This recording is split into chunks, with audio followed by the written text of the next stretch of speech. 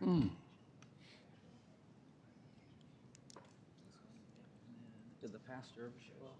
Nope. Okay. Nope, didn't see him. Which is good.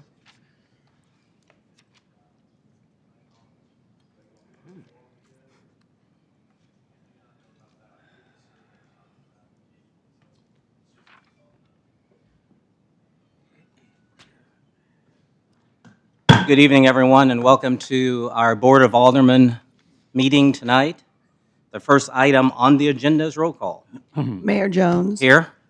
Alderman Taylor. Here. Alderwoman Bibbs. Here. Alderman Hartman. Here. Alderman Runyon. Present. Alderman Maloney. Here. Alderman Rousey. Here. We have a quorum. Thank you very much. The next item is the Pledge of Allegiance. So please stand for the Pledge of Allegiance and remain standing for a moment of silent prayer for our men and women in harm's way. And the police officer we just found out passed away today, as well as our other public safety members. I pledge allegiance to the flag of the United States of America and to the republic for which it stands, one nation, under God, indivisible, with liberty and justice for all.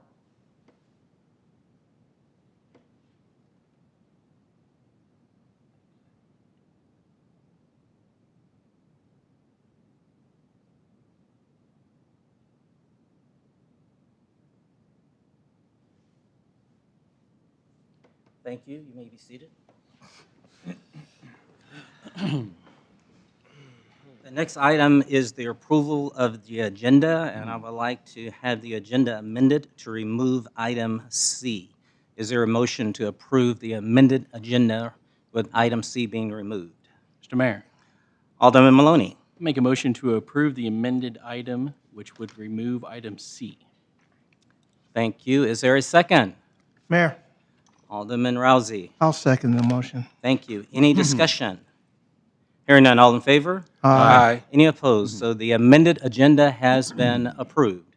The next item is the approval of the special regular session to call a closed session on August 1st, 2023, and also the special regular session on August 1st, 2023. Is there a motion for those two? Mayor, Alderwoman Bibbs. I make a motion to approve the special regular session to call a closed session August the 1st, 2023, and a special regular session on August the 1st, 2023.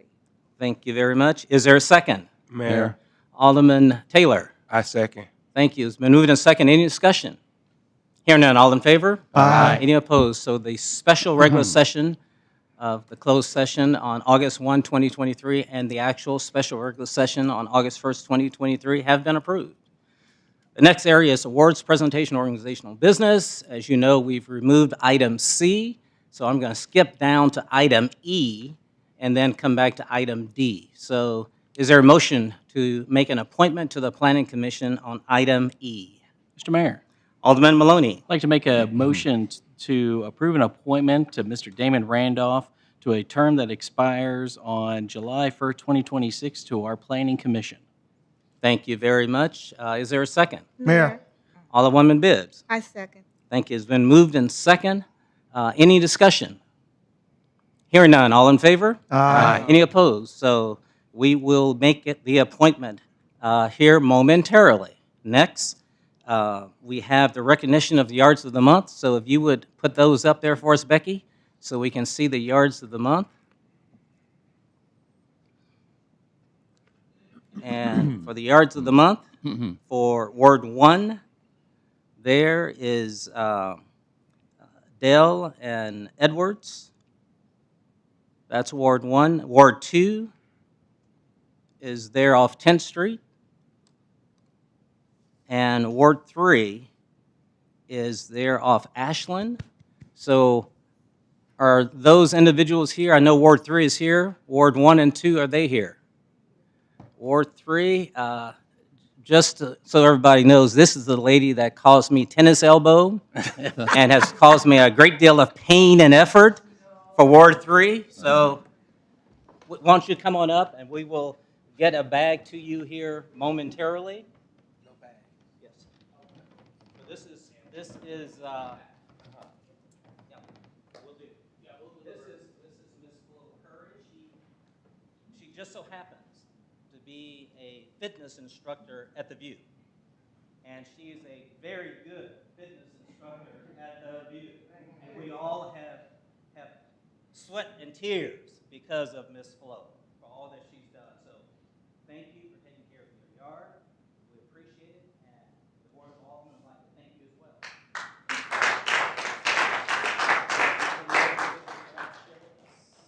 No, not at all. I just enjoy being resident since 2001, so I've been here quite a lot of years. Just enjoy working in my yard, and it's good to be looked at, you know. Amen. Yes. Appreciate it. Give me 5. All Yes, she did that too. And now we have the opportunity to appoint Mr. Damon Randolph to the Planning Commission. Ms. Kim, you are more than welcome to come if you, all right. Ms. Kim says, not a problem. Damon. That's fine. Right That's in front of the flag, right. Muscle memory.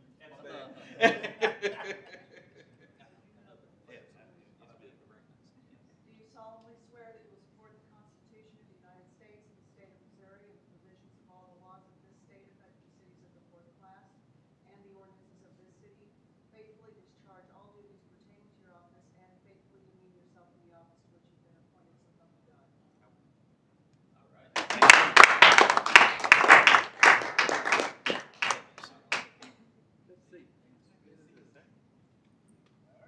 Sir. Is that fire hose?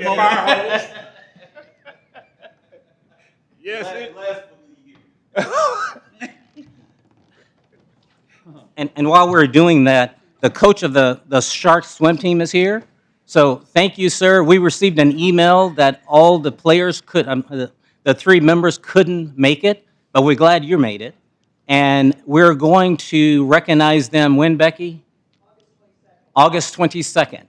So yes, we're going to do that. And just so you and the audience know that this is the first time that we can recall. And sir, you can give us the history. Step up to the mic, state your name, and give us the history. But this is the first time that we can recall that the Grandview Sharks had members to make it all the way. And we had 3 members make it all the way. Thank you. I just want to say that the kids did a fantastic job, and all the credit goes to them. I was absolutely surprised when I got there and found a level of talent that was on the team already. It surprised me a little. I didn't have any expectations for the team just to actually get through the year.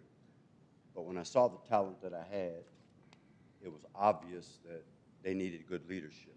And I'd like to say that I provided that. I hope to see us go a lot further down the league and put a lot more student athletes in the spotlight for doing the kind of job that they're doing. And I would love to speak with you about such an endeavor, and as I'm writing proposals and grants for such a swimming program to be accelerated, and I would love your help in doing so. Absolutely. And we do have an awards dinner.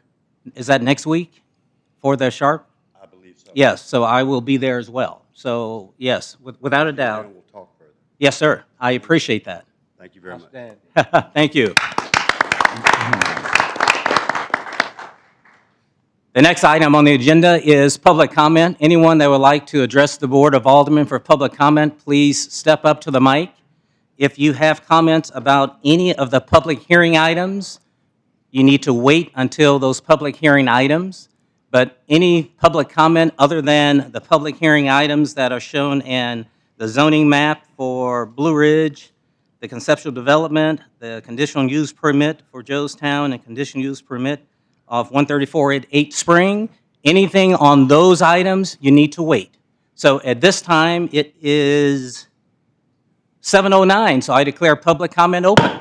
Anyone who would like to address the Board of Aldermen, please do so. State your name and address. You have 3 minutes, and do sign in with Becky, our city clerk. Thank you. My name is Ward Brown. I'm a And lawyer. you may want to, yes. Thank you. My name is Ward Brown. I'm a lawyer in Liberty, Missouri. I represent Prime Health Services KC LLC. You have an ordinance tonight on your agenda to approve the substation, and I know that the public comment is closed on that, so I do have a very brief comment about the situation here.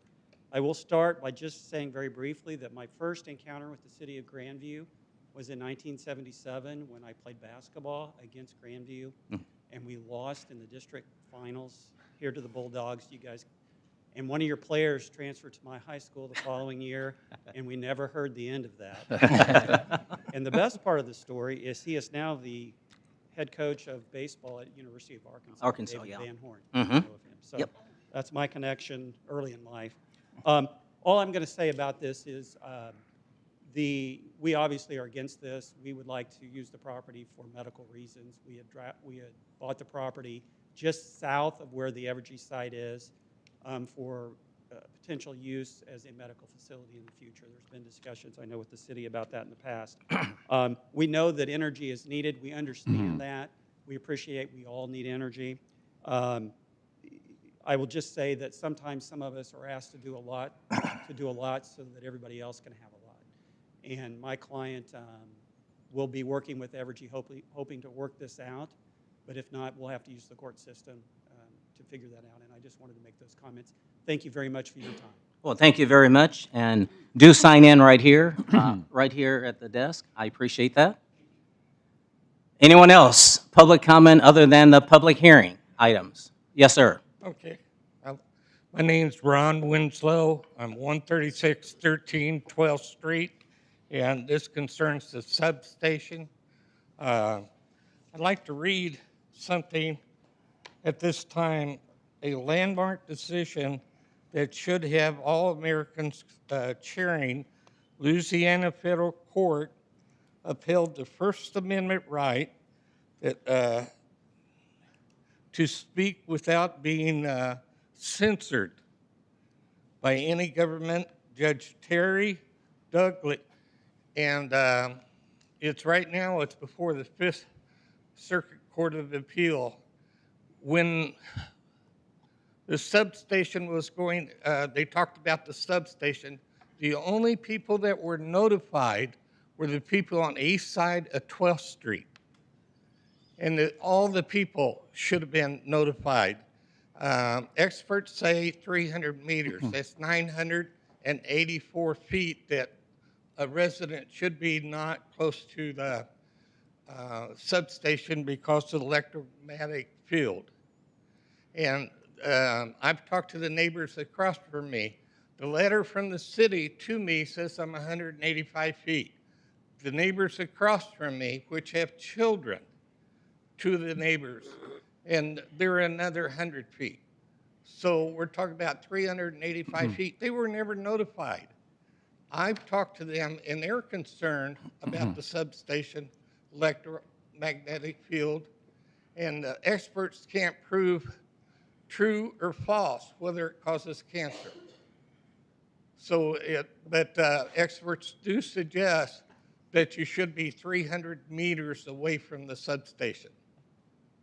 And by federal law, all the people should be notified, and all the public should have a chance to speak and express their viewpoints. Thank you, sir. That's really about it. Appreciate Thank it. you. Thank you very much. The time is 7:13 that we declare public comments closed. The next area is public hearings. So we have 4 public hearings this evening. The first one is the zoning map for 3501 Blue Ridge Boulevard. So Dave, you gonna take us from there?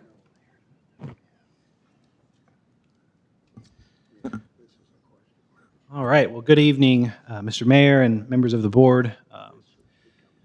This application that's before you this evening is for a zoning map amendment that is associated with the following case, which is a conceptual development plan, just to kind of give you some background about what you're looking at here and where it's going to move to after this portion. So this public hearing is before you this evening because of a development services application that was submitted to the Community Development Department for a zoning map amendment, or more commonly known as a rezoning. This property is at 3501 Blue Ridge Boulevard.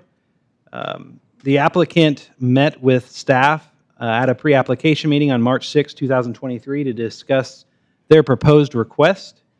It was noted by staff that the zoning map amendment request was in line with the city's future land use map as the PD zoning designation, which stands for Planned District, is associated with the future land use map designation of mixed use.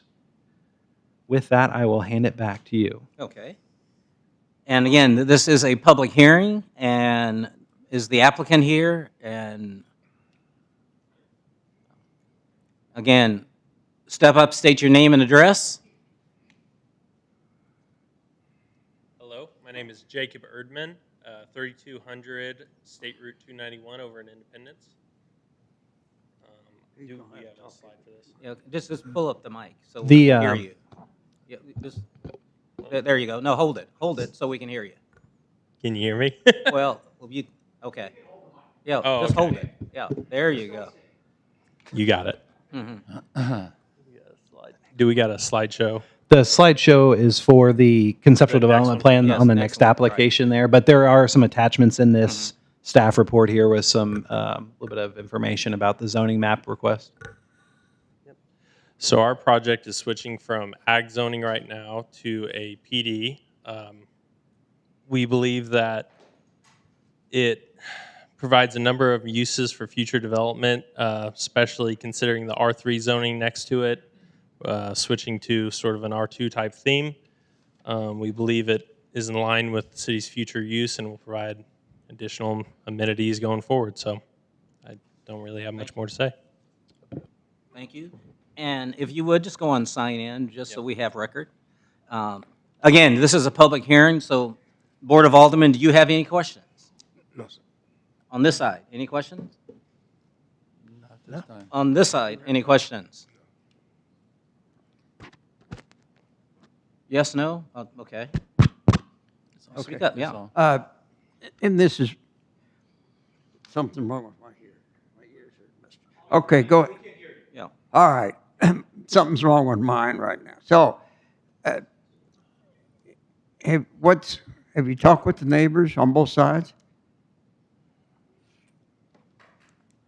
Or are they across the street?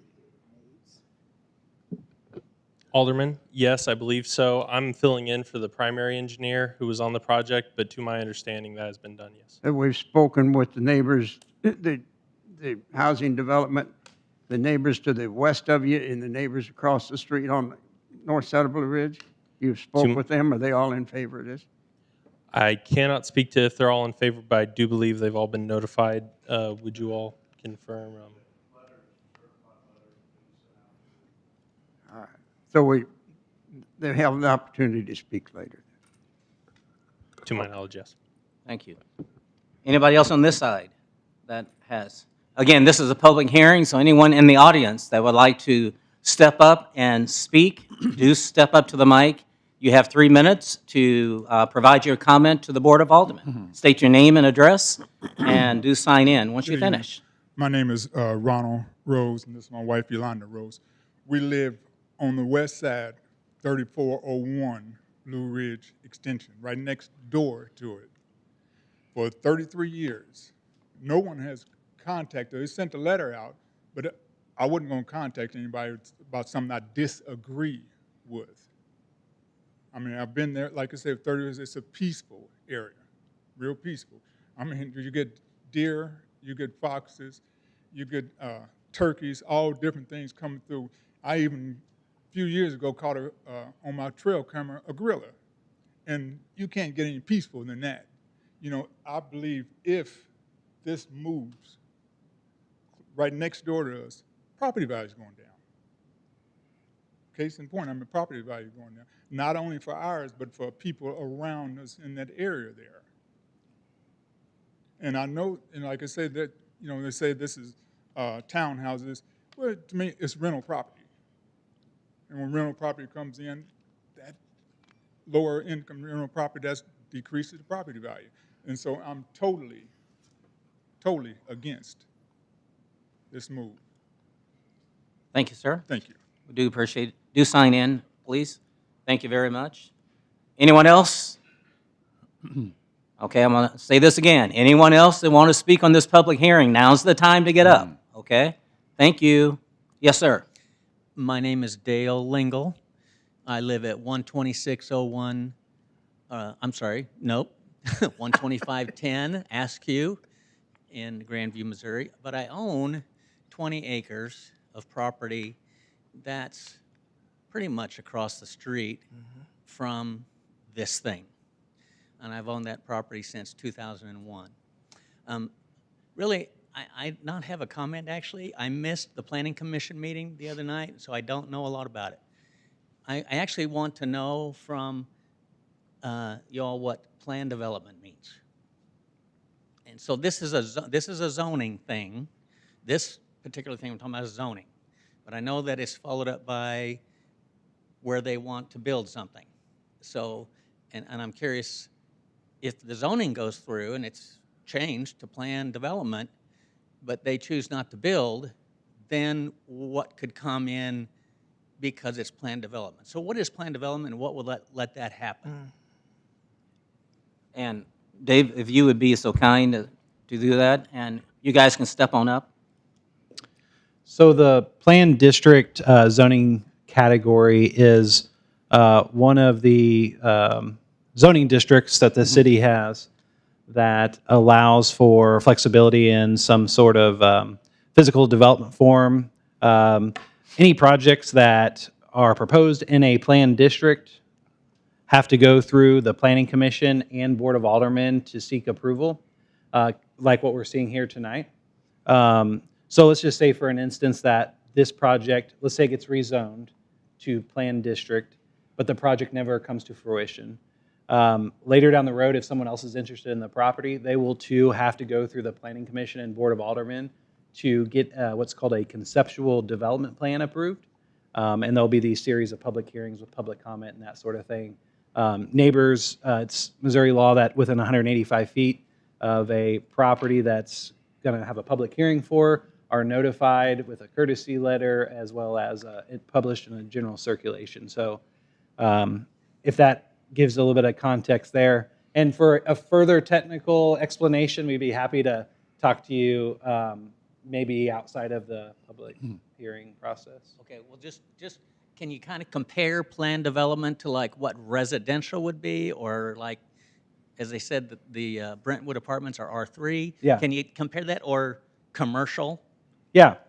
So the planned district allows somebody to apply to propose any uses allowed in residential, office, and commercial districts. So it does limit like kind of more noxious types of uses like industrial and things like that. It doesn't allow those sorts of uses to occur, but it does allow the allowable uses in the general residential, office, and commercial districts, as long as the Planning Commission and Board approve those projects. And Dave, why don't you just add to that, which of all of the zonings does the Planning Commission and the Board have most control over? Because I think it's important for them to know that as well. So in terms of the city's zoning ordinance, the planned district is the zoning district with the most kind of local government control in terms of what is approved in those districts. The other zoning categories can range from 8 to almost 100 different allowable uses that could go on in those districts. So if someone were to come along and instead of rezoning it to PD, and let's say they planned district, let's say they are asking for a office district or a commercial district, after that zoning takes place, then any of those allowable uses could happen on that site as long as they meet the city's development standards. So there isn't that kind of layer of extra oversight and review and public comment in the projects. Thank you, sir. I just thought that would be important for them to know as well. Sure. Do sign in if you have already. Perfect. Yes. Thank you. My name is Justin Schroeder. Well, once they finish, we'll get a chance to come back. Yes. I live at 3600 Blue Ridge, right across the street from the proposed development. We own 5 acres there. I'm actually a little bit more concerned now after hearing the statements just made because I was under the impression that maybe this was being rezoned for residential use only, but to hear that this opens up maybe the possibility of an office being built across the street from my home, or maybe, I don't know, a fast food restaurant. I'm not sure where the limitation might be there. But that's a little even more concerning to me. We already, obviously, we have the Brentwood apartments kind of right across the street from our house right now. And we struggle with trash blowing into our yard constantly, noise and that kind of thing. And to, for more of that to come into what has been for a long time, as my neighbor stated, a very peaceful area. Like he mentioned, we have deer and turkey in our yard as well, too. It's kind of a little bit of slice of country right on the edge of the city. And to have more and more of that be absorbed and taken away, I think is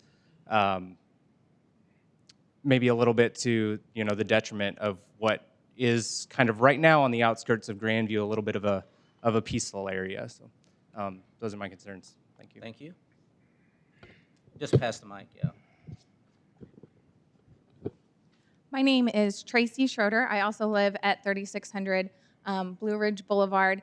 I know when the gentleman came up and spoke earlier, they said that everyone had been notified. The only thing that we received, and talking with other neighbors, received was this letter from Grandview.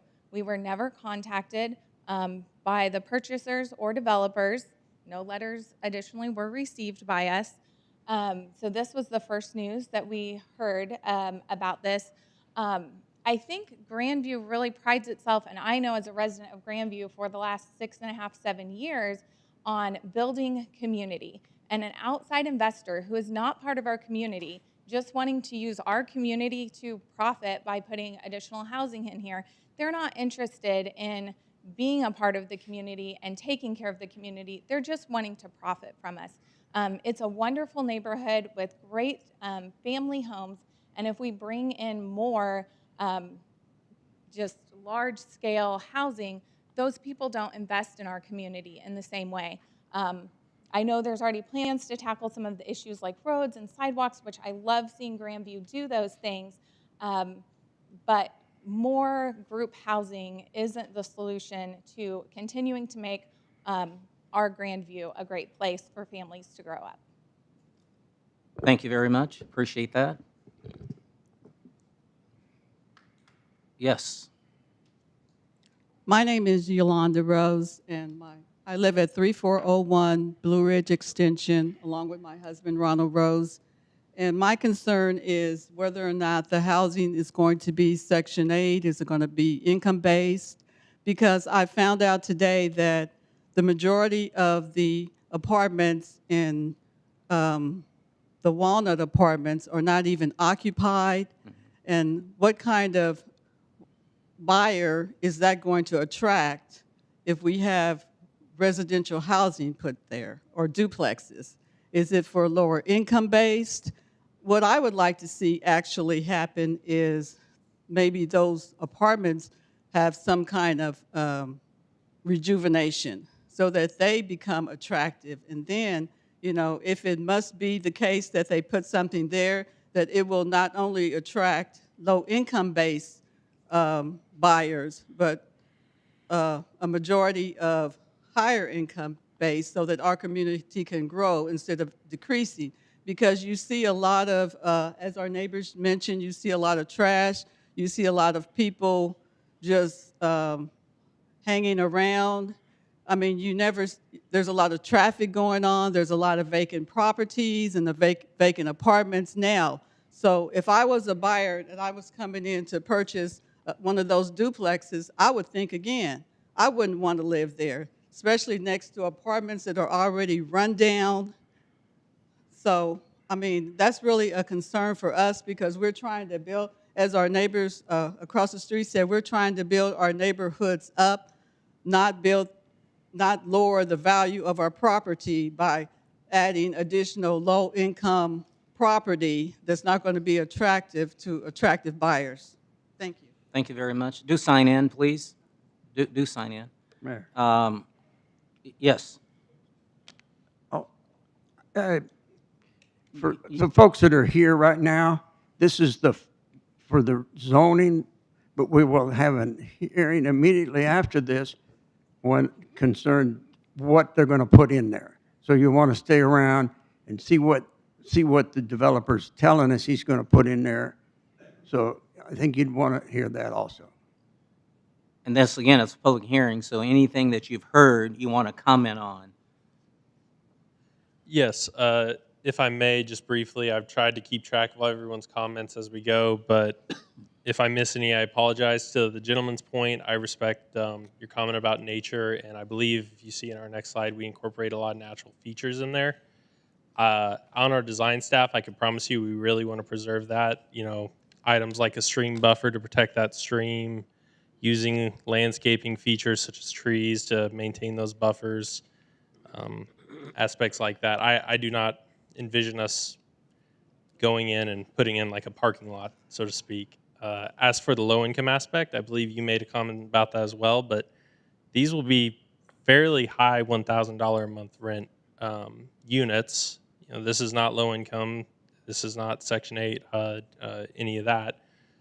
These will be conventional tenants for families. So I don't want to definitively say it will increase your property value, but these will be new builds in the area targeted to fairly affluent families. So I mean that is a bonus to the community. As for the zoning, I believe one of the gentlemen's made a comment about PDs. According to the GIS map I just looked at, the lot directly north is also a planned development. So, you know, there is a history of that in the area. I hope, you know, that has worked out for the community and it's not such a bad word. Are there any other comments that I didn't address in that? Thank you, sir. Anything else from the board up here?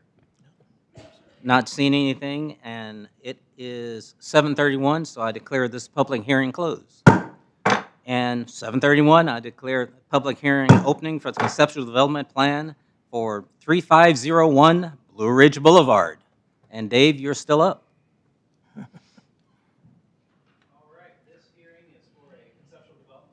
For the property at 3501 Blue Ridge Boulevard. You just saw the presentation or case for the zoning map amendment that corresponds with this.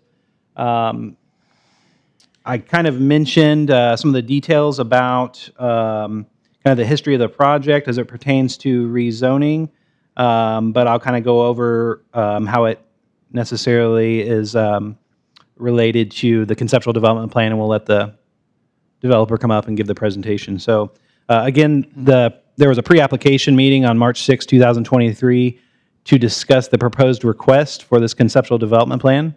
In the meeting, it was conveyed that the property owner desires to take the approximate 9.9 acre site and develop it as a residential subdivision.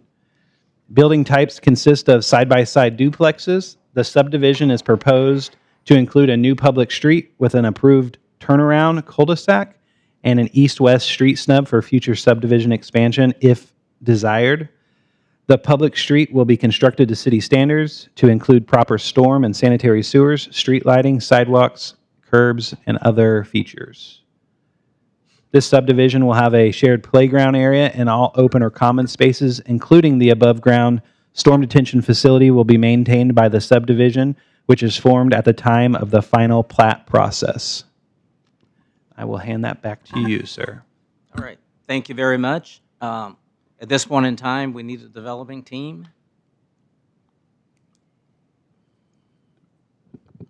Would you like me to state my name and address again? Yes, please. Yep, Jacob Erdman, 3200 State Route 291, Independence, Missouri. Thank you for that introduction. I appreciate it. So as you can see, you know, this is a new proposed development, concrete driveways, sidewalk. I believe there's also going to be an additional trail that conforms to the Grandview master plan to start including some recreational use along the road.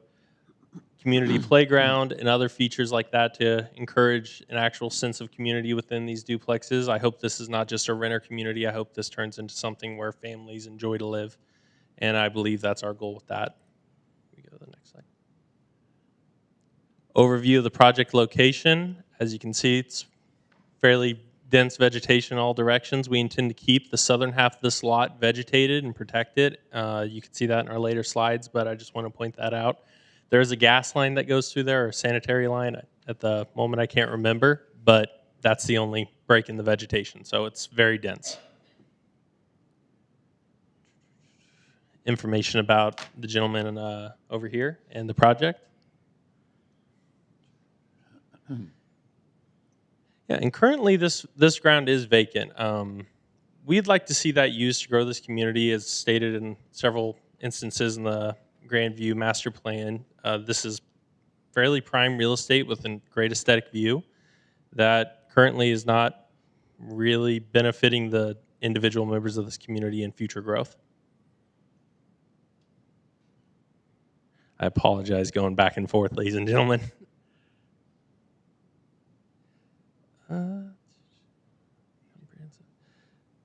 I believe most of this items were addressed earlier in the previous conversation, so we can go on to the next one, please.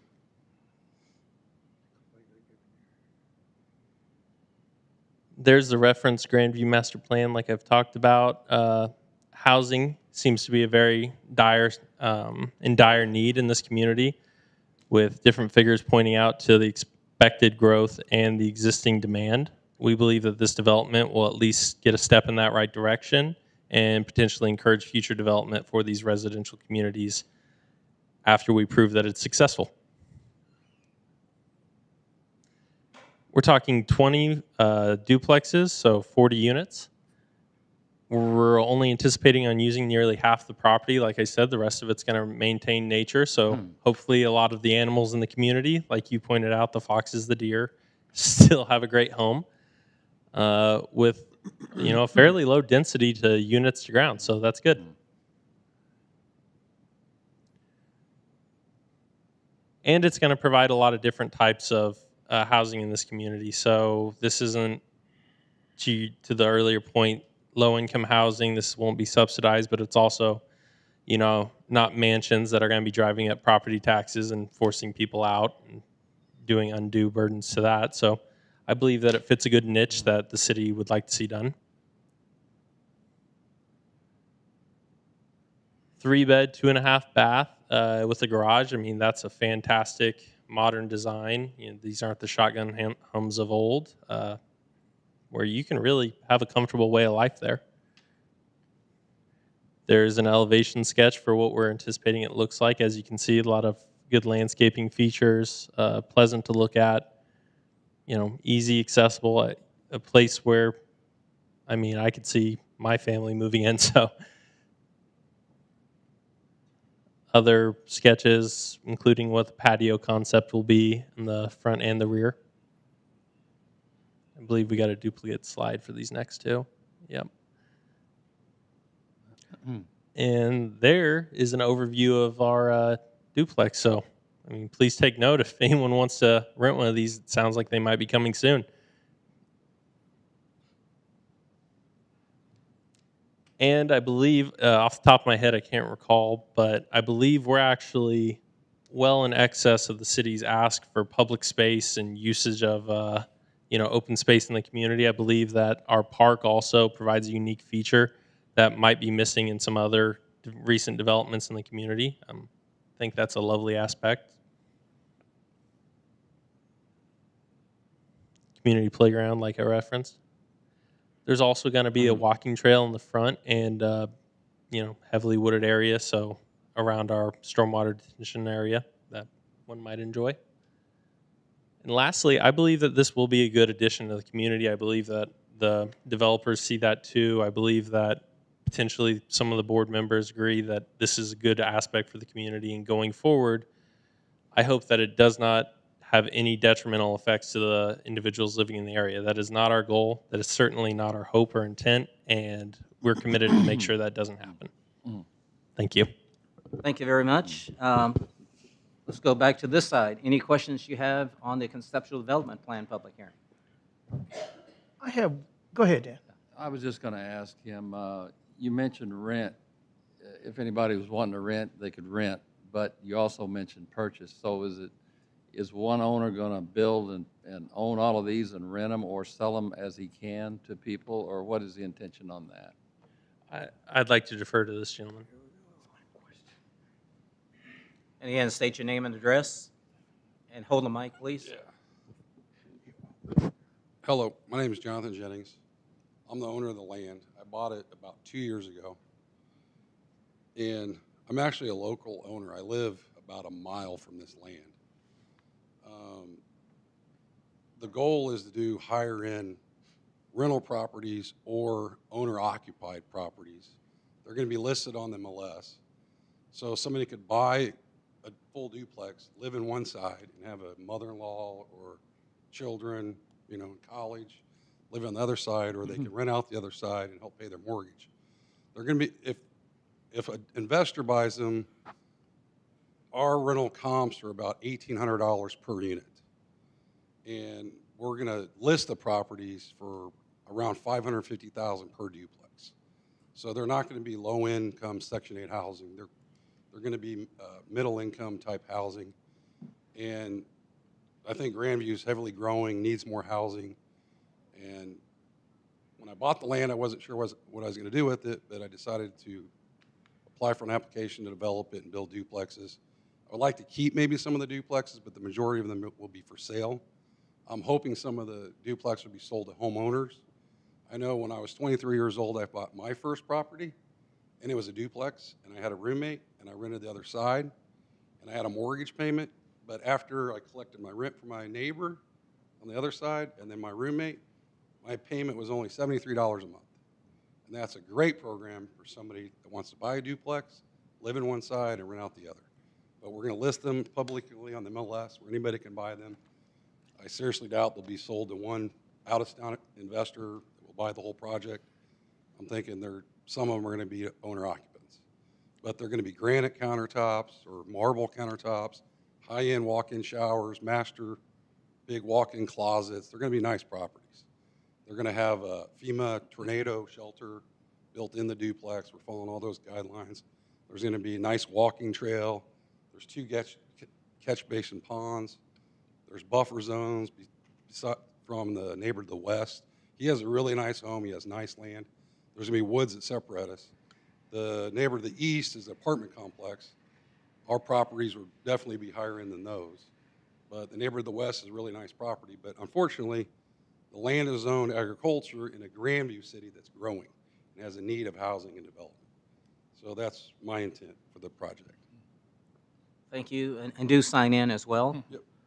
Any other questions over here? Yeah. You got your? Yeah. Good. Any questions on this side? Mr. Mayor, Alderman Maloney. is it John? Jonathan, Right? yeah. Have you developed any other properties in the past? Yeah, actually, in 2006, I built 23 duplexes in Knob Noster and rented all those to the Air Force Whiteman Air Force Base tenants. And it was very similar to this. Gotcha. I didn't develop the land, but I bought the land developed from a friend of mine that his father owned it and developed it. But we built all 23 duplexes. And then we built another subdivision in Whiteman that was 7 duplexes. I've built a lot of infill lots in Kansas City, Missouri, duplexes side by side, some single-family housing. Yeah. Gotcha. So would you be the general contractor, or do you have one already Myself picked out? and my partner, Anthony Boyd, Gotcha. will be the developer and the builder. Gotcha. And from my experience, just with that piece, what I would think, it's hard to see with all the trees and everything. It's not like a level. It's not like looking at a football field there. So when I see the picture, it looks like it's a nice pancake flat piece of property, and I don't think it Towards is. the back, it dives off pretty short. That land won't be developed. It's going to be a catch basin pond. Only about 2 acres right now is pasture. The rest is pretty heavily wooded. We are going to keep some buffer of the woods to the west to help buffer our subdivision from the neighbor to the west. Okay. And then the neighbor to the east is apartment complex. I'm sure they don't mind. The property that you build that is not bought by an owner occupied or anything, you plan to rent out yourself? So I'll list them with a realtor and put them on the MLS, and I'll list them vacant. Mm-hmm. So somebody can choose to live in it, or they can use to buy it as an investment property. But they'll be listed for sale. Now, I would like to keep 1 or 2 duplexes. I do have some other rental properties. Gotcha. So I'm just kind of curious about just overall maintenance of the yards. So if someone was going to rent it, Yeah. is they have to take care of everything, We're gonna form an HOA, and it'll be we'll do the snow removal and the mowing the yards, maintain the walking trail and the playground area and the catch basins. So the There'll be homeowners, an HOA for all that. so they would do all lawns? Yes, lawns. Pretty minimal snow removal. I think the city is going to maintain the street. Okay. Thank you. No problem. Any other questions on the left? Yes. First, these are no basements? Is that No correct? basements. Crawl One space car or garage? slabs. 1 car garage on each side. You said last week that you were going to build them all at once? That would be the plan, yes. Well, is it or isn't it? It would be the plan, yes. Just as long as we obtain So we funding. could end up with 1 or 2 and nothing happens for the next 20 years. That would probably bankrupt me. If I develop the land, I need to get them all built. The infrastructure alone is going to be pretty expensive, so we're not going to just build one. I mean, for it to be successful, we need to build all 20. I hope so, but I'm hesitant. The project I did before, we built all 23 at the same time. It took us about a year. I just hesitant that we get started and we have a lot of vacant property, or we end up with all rentals, which isn't good for the city of Grandview. We have too many rentals at this time. Well, So- I think Grandview probably is limited in rental properties, from my past experience. So There's that's a big all. need Okay. for housing. Any other questions on the left side? Any questions on the right side? Come Mayor. up. Yes. One question, you said the person can buy the complete unit and rent out the other one, so you have no say-so who they put in the other unit? Correct. Yeah. Once I sell it to somebody, they can pick their own tenant. You know, they can occupy both sides. You know, a mother-in-law can give in one side, and a husband and wife in the other. Children, they're older, can live in one side. I'm going to put these things up for sale, rehabbed or built real high end, Right. with granite, marble countertops, walk-in showers. Then they're going to be for sale vacant. So getting back to what the lady was talking about, low income, so that person can rent out to a person for a low income if that person can pay the rent. The rents are probably going to be about $1,800 a month. So somebody usually will have to be qualified to afford $1,800 a month for rent. Okay. For one unit. For one unit, okay. Again, this is a public hearing. Anyone else out there would like to address this public hearing for conceptual development, please step up to the mic. Again, state your name and address. And you don't have to sign in again, but you do need to state your name and address. So anyone would like to come up, please line up so we know that who wants to speak. Mr. Mayor, while they're coming up, Dave, I had one question. This piece of property, I always get confused where the line is. Is this Grandview School District or Hickman Mills? Grandview. It'd be Grandview. Grandview, thank Yes. Once again, my name is Ronald. Can you hold the Rose. mic so we can hear you? Yes. Just pull it Pull out. it. There you go. Okay, once again, my name is Ronald Rose, and I live on the west side of 3401 Blue Ridge Extension. When he was saying the property next to me, I'm the one at the property next to me. And I'm just kind of worried here because, you know, I'm hearing a lot of things here now about what's going on, and no one, this is the first time I'm hearing it. I live right next door. It's just like I do not exist. I mean, if you're going to put something there, you need to talk to the people and say, talk to them. Tell them what you're going to do. Ask them, what is your opinion? It's just like, I don't care what you think. I mean, that's the opinion I got. I don't know you at all. I don't know you at all. I'm quite sure you're good men there and want to do something positive. But something's wrong here, to me. Because like I said, I've been living there for 33 years. And if you're going to come there, respect the people around you. Respect the people. Don't just put something there just because you want to make $1. I mean, that's my opinion. You know, like I said, I still disagree, especially from what I'm hearing. Maybe I would have thought about it more if someone had came and talked to me, being respectful and said something to me, and let me know I matter. I mean, because that's just my opinion. Thank you, sir. Do appreciate that. You can just pass the mic to her. Yeah. Tracy Schroeder, 3600 Blue Ridge Extension, directly across from where this is being developed. The pictures look nice. It looks great. And, computer images always are going to do that. But as the owner has just said, the developer has just said, he doesn't intend to keep these properties. He doesn't even know how many of them he's going to keep. So pretty soon, his vision for what this is supposed to be isn't really going to matter. It's going to be in the hands of each person who buys one of those properties. And that's great that they're going to keep the trees and they're going to do those things. But once he sells that and that goes to someone else, there's no guarantee of that vision being kept. I am all for Grandview growing. I think we need great homes for families. I'm an educator who works with children each and every day. We need that in Grandview. We need great housing, but we need the single home housing. We need housing that's going to continue to bring up the community. I mean, he doesn't know how many he's going to keep. He's hoping this is going to work out. He's going to sell them off to whoever's willing to pay for them. Whatever plan he has and promises he's making right here about how great this community is going to be and how there's going to be a park and a playground and a trail, those things go out the windows when suddenly each unit is owned by a different person. And we're running into the exact same problems that we currently have with the apartments of, there's police have to respond quite often. We hear gunshots in the area. There's trash blowing across the yards. He has no way of guaranteeing us and our community that those things aren't going to happen because his only goal seems to be to sell them off to profit from our community instead of truly working at making our community a better place. Thank you. Could you pass that to Dale, please? Absolutely. Thank you.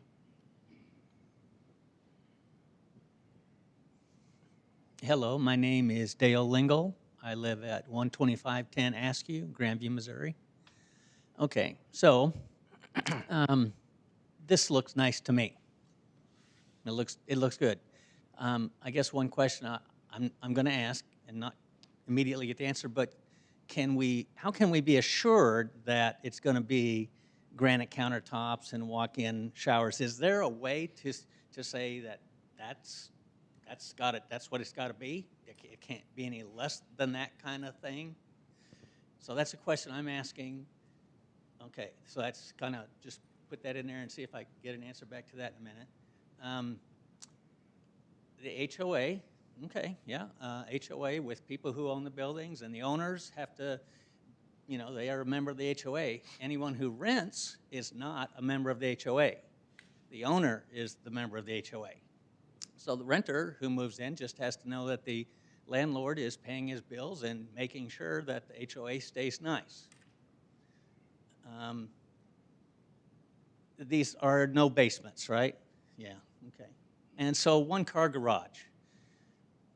I mean, I know Norby Woods was a neighborhood in our, Norby Woods if you live just a mile away, Norby is a subdivision just to the south here. It got built back in like 2003, and then the housing market happened, and they only sold about 10 of the 30 homes.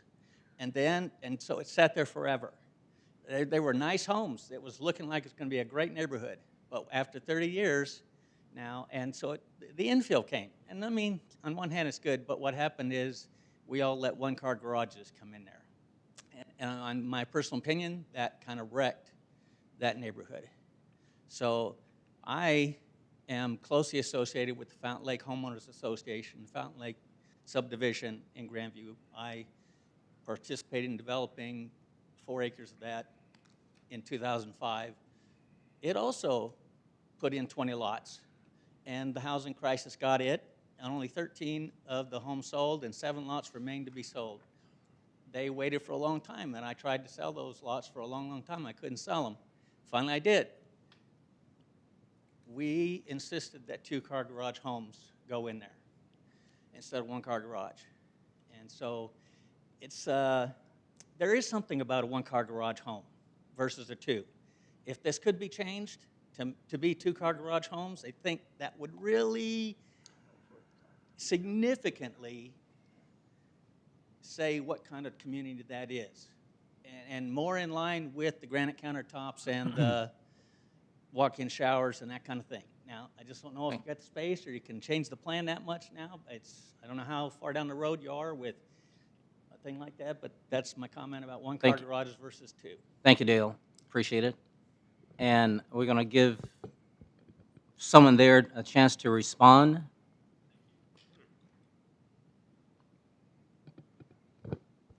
Thank you all for your comments. Sir, thank you for your comment. I appreciate that, no one did talk to you, and I apologize for that.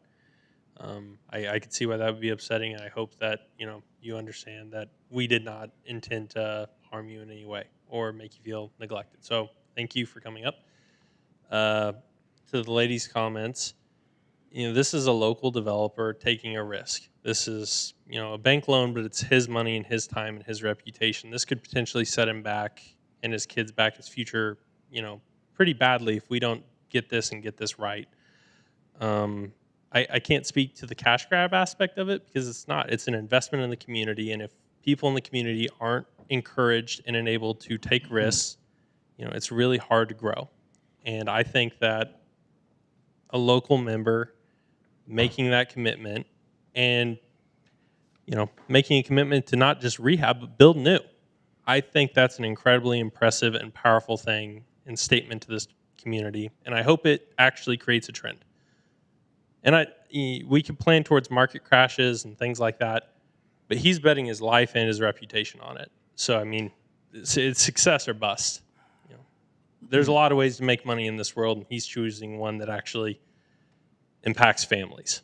So I certainly hope that that sentiment kind of gets conveyed. He's not a greedy capitalist in New York. He's right here.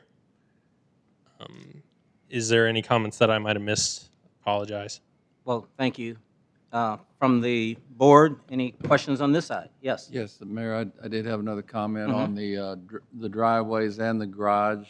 Single-car garages, are they going to be like a car in the garage? What kind of room would be out in the driveway? Is it a single driveway into that drive, or could you park two cars next to each other in each driveway? No. What? They're Can you speak to the mic? They're double wide driveways in each unit, so yes, to answer that question. I believe, can we put up the aerial of the floor plan with all that? I think that would help drive some visuals. I guess it doesn't show it. No. Yes, the driveways, you can fit 2 deep in each one, in each lane. And they are concrete, not asphalt. I don't know if that makes a difference. So you could park two cars outside of the garage on the driveway and not have to park in the street. That's what I'm getting at. If you have 3 bedrooms on each side of the duplex, that's 6 bedrooms. You got 2 teenagers and on each side. How many cars are they all going to be parked off of the street parking, or are they going to be parked in the street? So each duplex could hold 4 cars in the driveway. They're going to be double car wide in front of each unit, and then a 1-car garage. So you could actually have 5 cars sitting there. So you could totally have 6 cars parked in each duplex. Off of the 1 street. in each garage and 4 in the driveway. Okay. That was my question. Yeah. And we debated 2-car garages on each side, but we decided to have a double-car driveway and a 1-car garage. And then that gave us more living square footage space, bigger living room and kitchen. And it also allowed us to give us a half bath. So we have 2 full baths and 1 half bath, 3 bedroom units. So we cut out one of the garages to make it a bigger living space. Well, the only thing I could be thinking of, if your car was in the garage and 4 cars in the driveway, you got to move those 4 cars to get the driveway. I mean, thinking about families and who goes to work earlier. One unit that's not blocking the garage. Pardon me? You could have 2 cars in 1 unit that's not blocking the entrance to the garage. Okay. Because they're going to be double wide driveways per unit. Okay. Yeah. But we did go with 1-car garage just to gain more living space. Okay. Thank you. Yes. Are you planning on any type of security for the neighbors in the surrounding area so they will feel safe I as mean, these are well? going to be for sale. Hopefully, a lot of homeowners will buy them, but each duplex is going to be individually owned.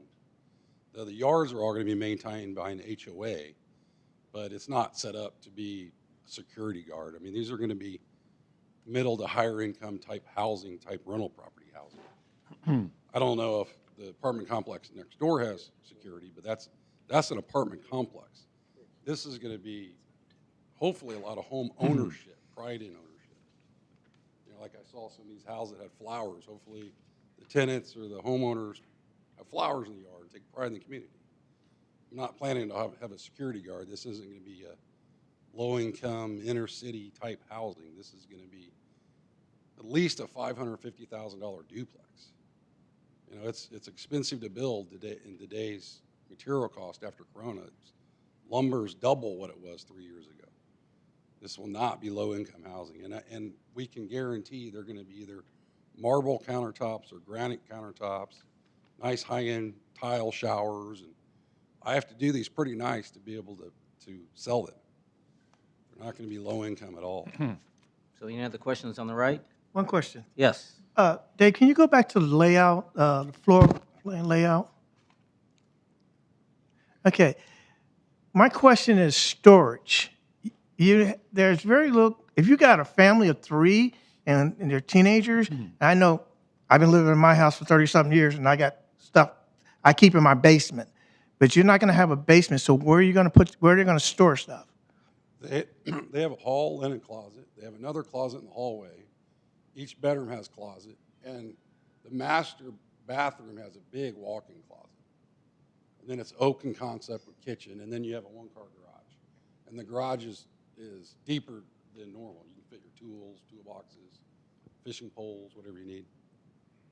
But it's a half duplex. I mean, it's the good-sized walk-in closet, and then one closet in the hallway and a linen closet. And then each bedroom has a closet.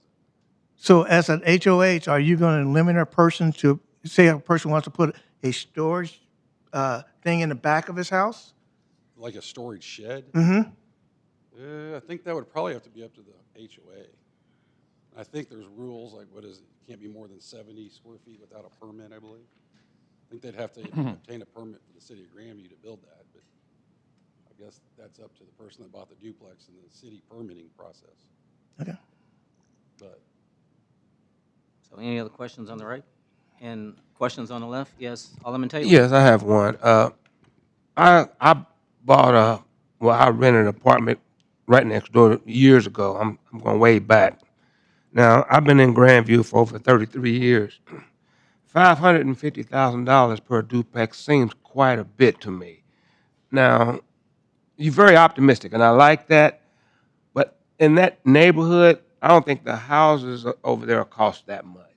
You know, so it's going to be really hard to sell those duplexes. So I was involved with another project that I was not the owner And of. I was also stationed at Whiteman when you built down there. Did you? Yeah. So you saw those? Yes. Right behind the McDonald's over there? Yep. We did all those. There's another project off Sterling near 40 Highway in Sterling, Casey Mo. The owner sold those for $585,000, and they were similar. This ain't Independence. This is Grandview. Well, it's Kansas City, Missouri. I honestly think this is a better neighborhood than Oh. yeah.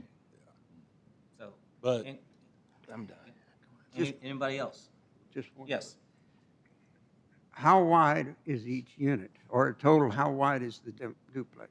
well, I think it was like 1,300 and something per, No, I didn't per say unit. square footage.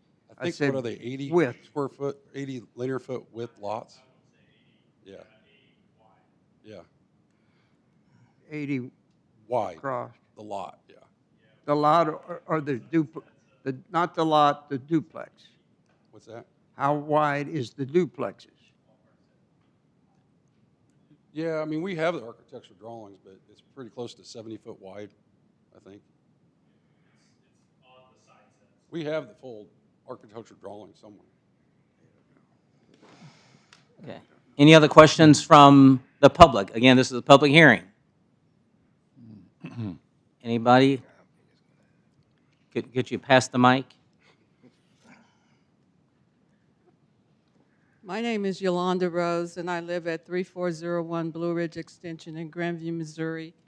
And when we received our letter, the letter stated that we could file a protest petition, and I'd like to know where do we leave the protest petition, because we have one of our own, and then we have one by a neighbor. Okay. It's here. Absolutely. Well, it definitely needs to go to the city clerk, and then from the city clerk, we'll make sure it gets to the right place. Oh.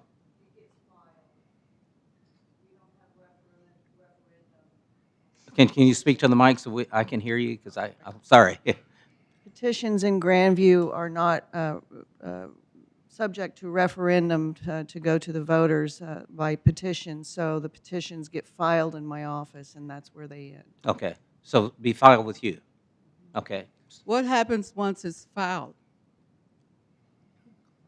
It goes in my files.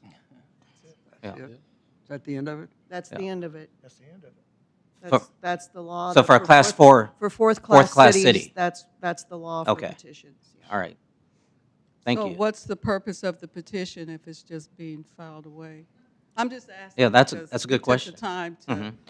make So- sure and ensure that we Yeah. filed our petition. Yeah. I'd just like to know what happens after. Yeah, that. so the city then will inform the elected officials about the protests, so that while they're thinking about their decisions to move forward or not, your petition is going to serve as information from the neighborhood. And this will be a part of the minutes. Okay. So for you submitting that would be part of the minutes that we, as the board and everybody else who's looking at the agenda, will see the minutes. Okay? I also have another comment I'd like to make, that recently a house just west of us, maybe a mile or so, sold for $400, and I think it was like $46,000. So why not just buy a house Mhm. Good point. Thank you. Could you pass that to Dale? with a basement, Mhm. Could you pass that to Dale? And a- Right behind you. two-car garage? Yeah. Again, Dale Lingle, 12510 Askew, Grandview. Okay, so a question. I think I heard you say that the mowing is going to be done by the HOA? Okay, because I thought even earlier when we were talking about the planned development zoning that potentially the homeowner would mow, but this is definitely a thing where the HOA is going to mow all the properties. Okay, have you established HOA fees yet? Okay. Yeah. Okay. Well, just you probably have some idea what you might want the HOA fees to be. Yeah.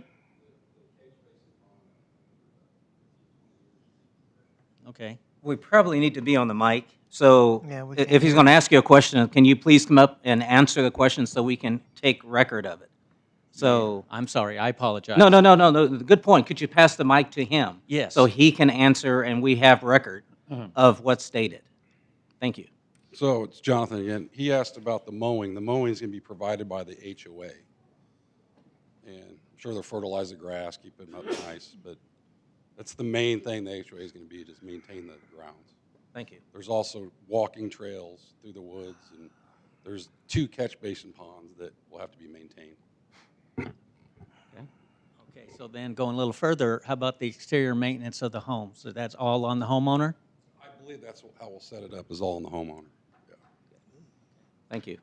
And you might just stay here a minute. So we talked about how you're really only developing half of the property. Is that what I heard you say earlier? You only don't. This is only about 10 acres. Oh, okay. Okay. Okay. So most properties getting developed. Okay. Gotcha. Okay. Sorry. Thanks. That answered my question. I saw that side street up there, and I thought maybe if I heard it right, only half was being developed. That's going to the other half sometime in the future. But now I've got it right, that really it's all being developed except for down there in the end. So, well, I mean, I think I want to make a comment that I think this looks like a good thing. Honestly, if it could be what it sounds like it's going to be, owning the 20 acres there for 20 years, wondering what I'm going to do with it, and really not feeling like I'm going to be very successful with developing it, actually. And I haven't. And I struggled to develop Fountain Lake and kind of lost on that also. So for someone to be coming in and doing this, I think that's great. If it'll be really good if it comes out to be what you're saying, these kind of higher end. I like the idea, at least the double wide driveway with a single car garage. Okay, so okay. Thank you, sir. Appreciate that. Anyone else on the board? Because this is the last time I'm going around. Yes. One more comment. Okay. Mayor, one more question, I guess. So if this, I guess, has pertaining to the homeowners association, you have several different buyers, several different people. Are there any restrictions on what color you paint your house, what color the roof might be, what you can and can't do on as far as that aspect? Can somebody Step up to the address mic that? and.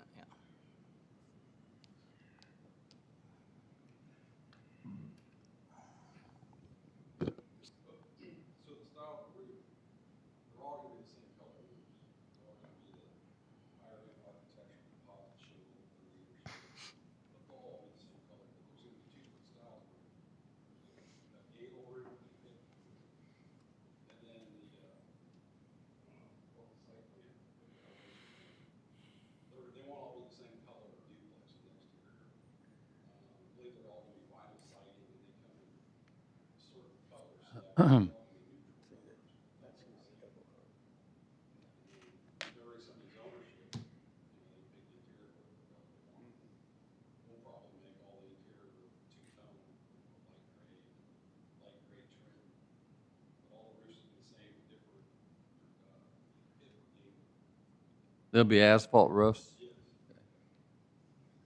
I was just thinking down the road, 20 years from now, things change and then different people have them, so they could change a lot of things, you know. Half of the duplex somebody owns, or, you know, you can't roof half of the thing and still look nice. Yeah. Okay. Okay. Any questions on this side? I have one for Dave. Have they talked about in your presentation to you anything about a homeowners association, or is this new? We've spoke about the homeowners association. From what we've been told from the applicant, they are working through the details of that. That is a portion of the project that comes through at the step of the final plat, which would circulate back around once they are out putting foundations in the ground and can verify that it aligns with the preliminary plat of the project. But that would come back through that HOA or subdivision agreement to the Planning Commission and Board to be able to read through kind of what all those shared services are for, and laying out kind of the fee structure and that sort of thing. So is homeowners association very successful when half of them are rentals?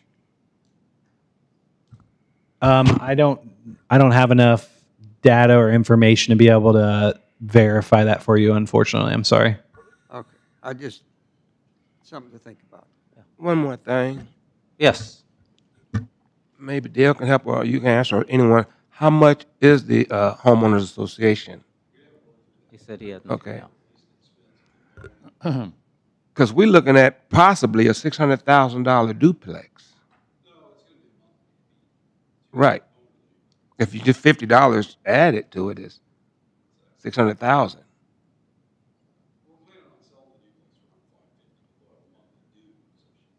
Okay.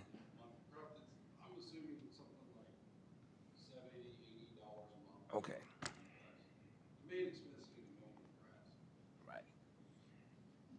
Thank you. Mayor, if I may, with this HOA, we see this on a regular basis. However, the HOA members decide what the covenant is going to cover, that's going to be the determinant of the cost. Are they responsible for the painting? What colors they can paint? We see this on a regular basis. Some HOAs do even restrict the colors that you can put on your house and or your fence heights and what have you. So these are going to be decisions that are going to be made by the end of the process. And again, this is conceptual development plan. This is not final. This is not anything we're voting on tonight. This is conceptual that we're going through, okay? Thank you. Dale, I see you up. I'm going to give you one more shot, okay? Okay.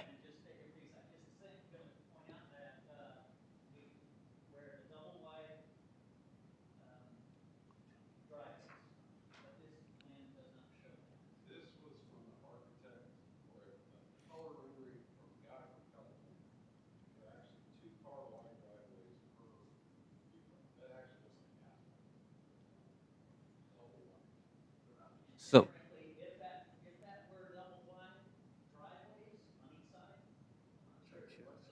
yeah, yeah.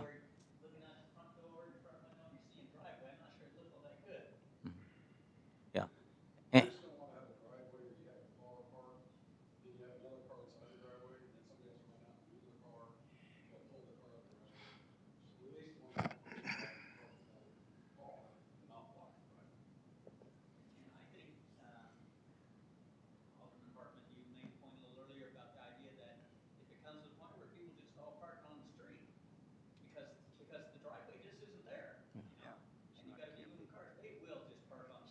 mhm.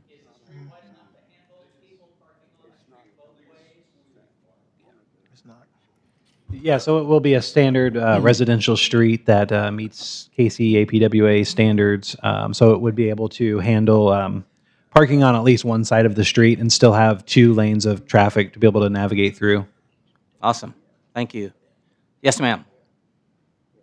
Tracy Schroeder again, 3600 Blue Ridge Extension. I'm glad we're getting to see these drawings. When I looked at the floor plan, and several of you noticed too, not much storage. We all know and have seen before when there's not much storage in a house, where do you start putting things? The garage. Now we've already got a concept here that is only going to allow one vehicle to park inside. Most families, and if you think of the ones you know, have at least 2 vehicles. And then if you're starting to talk about teenagers or a grandparent or things like that, you even have more. So I look at this, and long term, garages get turned into storage units. Cars get parked in the driveway. They said there's enough room to park a car on one side of the road and traffic to still pass. But if you're looking at the average home and family with 2 cars that are going to turn that into storage, one in the driveway and one on the street, soon you have impassable streets and just more crowding and problems as opposed to true solutions for the community and for housing. Thank you very much. Appreciate it. Mayor, It is, yes. One more question to Jamal. Just this is on the homeowners thing again. Does the city have any kind of input on those homeowners associations? At the beginning. But also, I want to remind at the end, these are going to be owners occupied, right? They get to decide what changes that they can make to these HOAs. So I don't want to tell you that the moment that the HOA is set up, that is going to be the rule for rest of the life cycle of these homes. Because it can be changed. Absolutely. Okay. If you have the majority votes like you guys do, Yeah. ordinances can change. That's exactly the same logic on the HOA end. Okay, thank you. It is 8:18, so I declare this public hearing closed. It is 8:18, so we have a conditional use permit for the Joestown. So I declare that public hearing open. And I should say again, this is a conditional use permit. Okay. All right, thank you. So we're going to kind of switch gears here a little bit and move from talking about housing to commercial business. So this is a development services application for a conditional use permit request for the operation of a use that's classified by the city's zoning ordinance as a flea market. The applicant met with the city staff to discuss the proposal of a flea market on May 2nd, 2022. This property is more commonly associated with the former flea market of Joestown, which operated at the location with a conditional use permit since 2015. The prior conditional use permit, which is in your packets as an attachment, has since expired. The original Joestown owner sold the building to the applicant, and Ms. Dawkins is requesting a new conditional use permit. With that, I'll hand it back to you. Okay. And is the applicant here? Is there anything you would like to add to what Dave has just said? Okay. Again, state your name and address and do sign in once you finish. Good evening. Good evening. My name is Cynthia Dawkins. Of course, the address for the business is 13402 South US 71 Highway here in Grandview. What I know for sure is that there's a plethora of entrepreneurs in the city of Grandview and around the Grandview area. And the only way I'm able to know that is because of the flooded email and the Facebook page. I think the previous owner did a very nice job with getting that Facebook page up and running. There's 13.9 thousand followers for Joestown, so hence we're going to keep the name. Joestown, we figured, and studies have shown that when you transition from one name to the next, you lose business. We want to bring immediate business into the city of Grandview. So while we are renaming, the name of the parent company is Milhart Inc., though we're going to keep it as Joestown so that we can take advantage of those 13.9 thousand followers and get revenue into the city of Grandview as soon as we open. So that is the goal.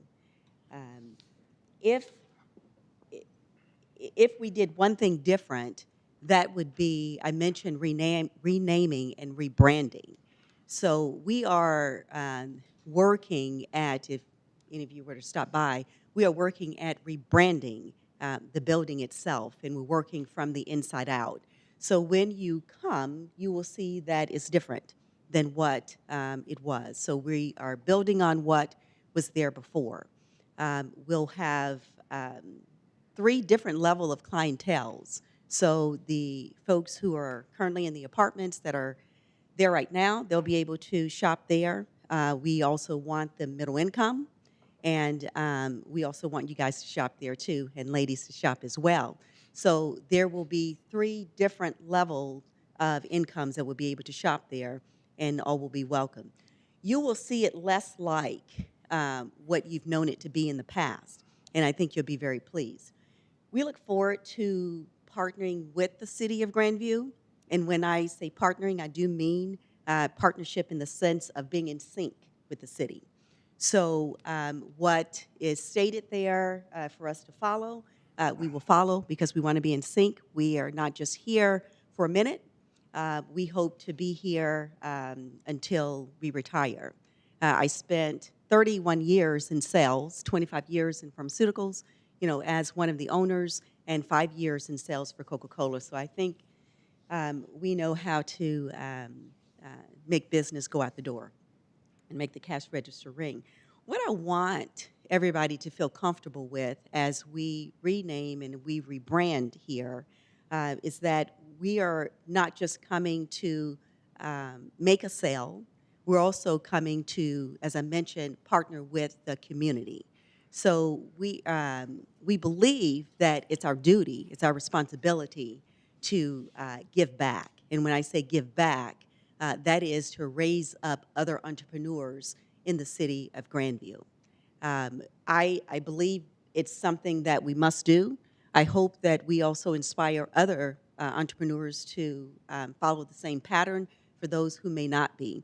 But what we want is for parents to be proud of moving to the city of Grandview and raising their families here with opportunities that we're looking to provide.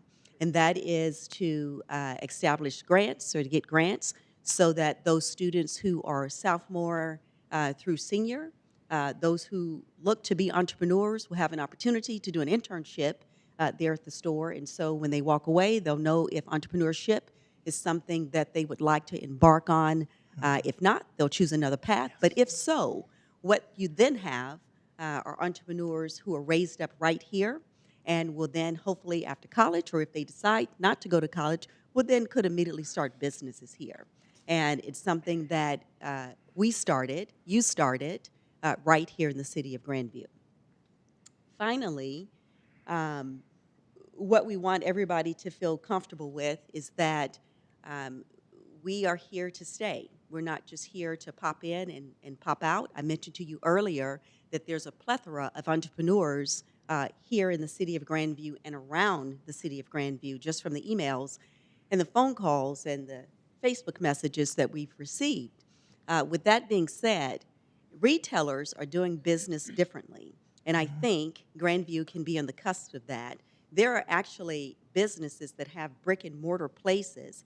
For instance, there's a young lady in the city of Raymore quickly changed her platform as to way she do business. She's in, let's see, 4 different vendor places here around the city, 2 in the state of Virginia. So there are businesses with LLCs that we want to attract and that we are attracting. So we welcome those who were vendors, at Joestown before.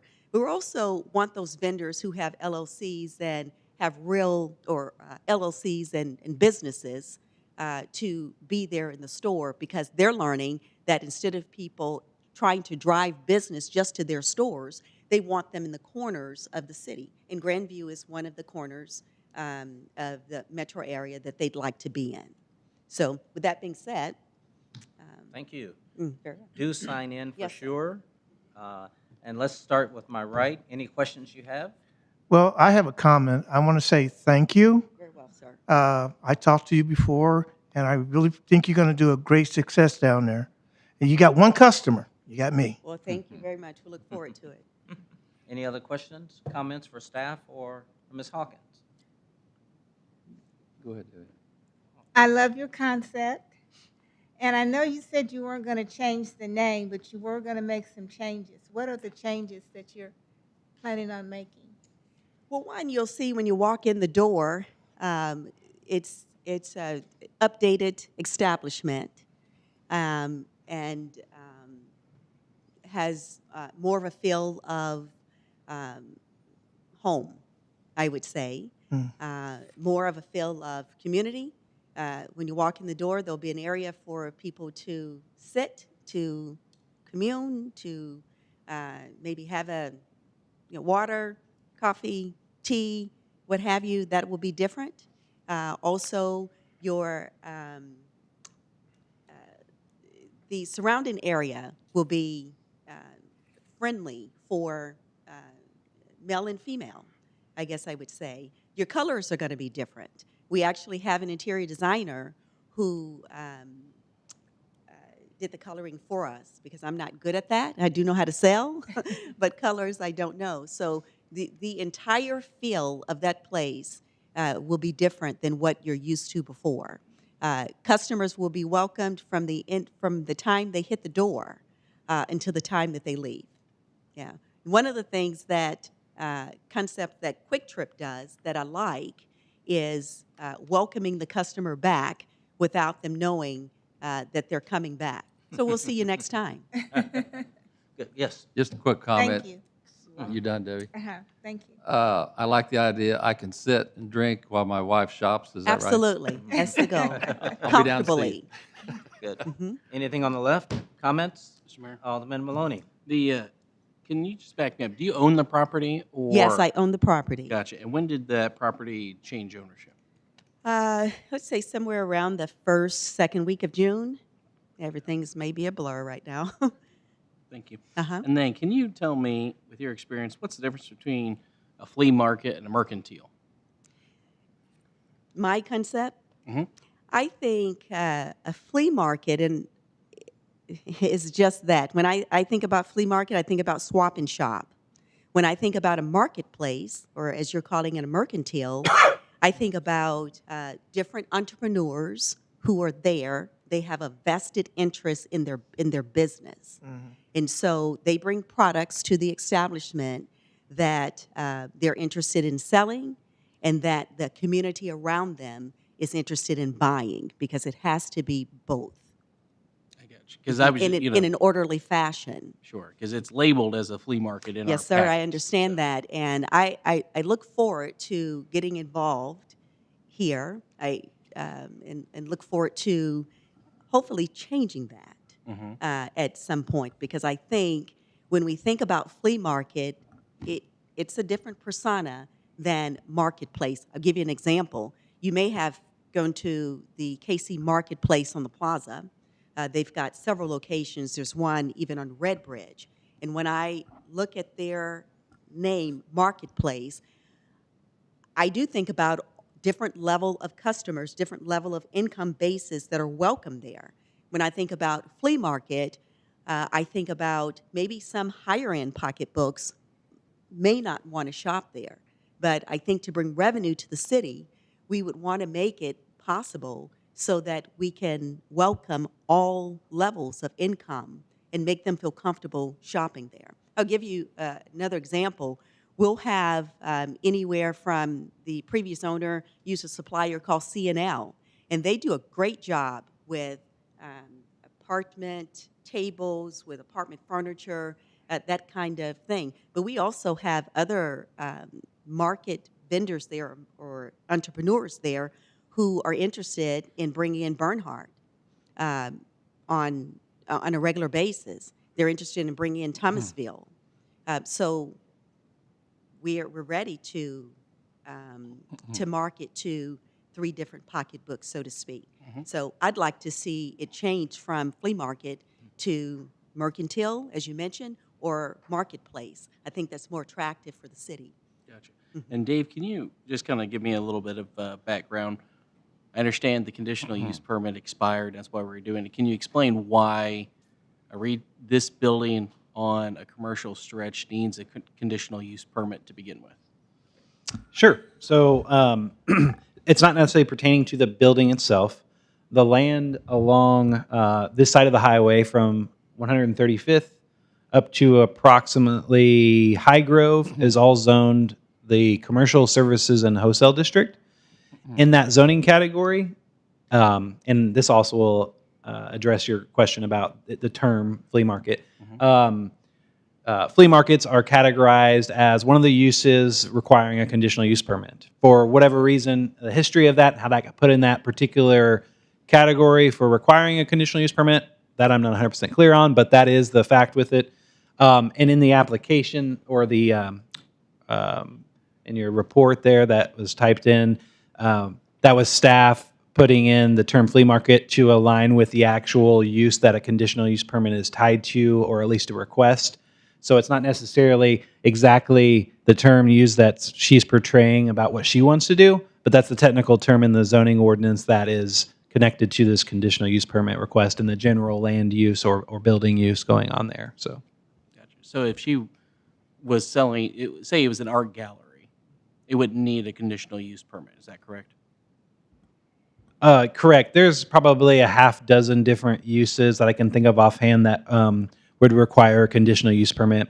Flea market, or at least how the zoning ordinance classifies this type of business, is one of those uses. Thank you. And one step further is that the only reason we're here is because the conditional use permit expired. Instead of Joe, going through and making sure it was current. Unfortunately, but I think it's important for the board and those in the audience to understand what transpired and why we're here. Yeah, so the previous conditional use permit had a 5-year expiration on it. So it was approved in 2015, and then it lapsed in 2020.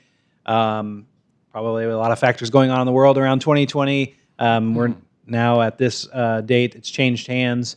They're wanting to open the business back up under kind of a different model, as you had heard, but still coming back to renew or kind of ask for a new conditional use permit, which we kind of outlined some criteria that were in the previous conditional use permit that we are suggesting be tied into this one, which has been discussed with the new property owner, and there's no concerns from her about being able to meet the criteria in here for this new request. Any other questions on this side? And any questions in the audience? Anyone here to address this public hearing? If so, step up and get behind Ms. Hawkins. If not, Ms. Hawkins, when you come in and sit there, I know I'm going to see, as Alderman Hartman said, when you sit there, you're going to see, Grandview, Missouri, somewhere in there. Did I? Okay, since the architect is back there, I just want to make sure that we're going to see that. So, all right, thank you. The time is, no other questions up here, okay? The time is 8:34, so I declare this public hearing closed. And it is 8:34. I declare public hearing open for conditional use permit for 13408 Spring Street. And Dave, you're up again. All right, I swear this is going to be the last one for you guys tonight, and then you can get on with your business. So, so this is a conditional use permit request from a development services application that was submitted with the Community Development Department for a property at 13408 Spring Street. The applicant, representing the owner of the property, Ethan Jimerson, is requesting conditional use permit for the legal operation of an outdoor storage, self-storage yard. The history of this property and ownership is relevant for this conditional use permit consideration. The following are facts that have been documented with the city's Neighborhood Services Division for nearly a decade. During that time, the ownership has not changed. Approximately 50 letters have been issued for code violations to this property. These violations range from inoperable and junk vehicles, vehicles parked on unapproved surfaces such as grass, junk, trash, debris, and brush, and failure to mow. From 2016 to 2021, there were 22 tickets issued for the reference violation letters and 3 warrants by municipal court to allow the city to clean up or tow vehicles from the property. The applicant has met staff several times during this time period to address the property's condition. However, little improvement has occurred. This property has been reported by residents and elected officials in the past, and as of 7/19/2023, there were violations still existing on the property. If a conditional use permit is issued for this request, the property would need to be developed in a manner consistent with the city's zoning ordinance for an outdoor storage yard, which means improvements to the interior and exterior of the property to bring it up to current standards. With that, I'll hand it back to you. Thank you very much. Is the owner here? And please step up, state your name and address. You've heard the background, and we can proceed accordingly. Bill Jimerson, 13408. Can you hold that mic so we can hear you? Bill Jimerson, 13408 Spring Street. Special use permit is for storage for my own personal vehicles. Yeah. It's on. You just need to close. Yeah. Okay. Hear me? All right. This is not for public storage. It's for my own personal vehicles. I'm sorry I don't have slides of what it could look like or what it does look like. Once I get the permit, I'll put up new fences, gravel, same as it has been for years prior to 2000, this last year. I'm just looking to figure out what we could do with the property, and this was our last step. So we could fence it in, gravel it, and that's the way it was prior to. We had some changes made with properties on either side of us, and they got a new storage facility going in. So I'm not asking for anything, out of hand. I just like to have places to park my vehicles, personal vehicles. And that's all I have. Okay. And again, this is a public hearing for the conditional use permit there on Spring. Let's go with the left side. Any questions that those of you on the left side have? Mr. Mayor. Alderman Maloney. Is it Jimerson or Jamerson? Jimerson. Jimerson. So I'm just looking at the property here. So you're not the owner. Do you currently have a lease? Son. I'm using. So you have a lease? He's the owner. So wait, you are the owner or not the owner? I'm not the owner. My son's the owner of the property. Okay. And so do you have a lease with the owner? No. No, because I see like a handwritten note just saying they give consent. Try to get a special use permit so that I can get our cars, so that I can park our vehicles on that property. I gotcha. So I was just trying to kind of wrap my mind around if this was, I understand not a business necessarily, but if this, why you would be applying for it, not the property owner, if you don't have a lease for it. You know what I mean? Right. I guess.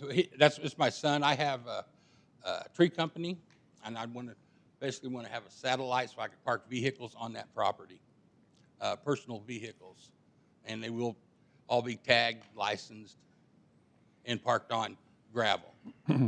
Gotcha. But you wouldn't be running the business out It's of not there? a business, no, sir. Okay. Thank you. I do have a question. Alderman Taylor. If he doesn't own it, why are you asking for this permit? Shouldn't the owner be here? On the special use permit, as long as he gives me permission to come, and that's what I'm at.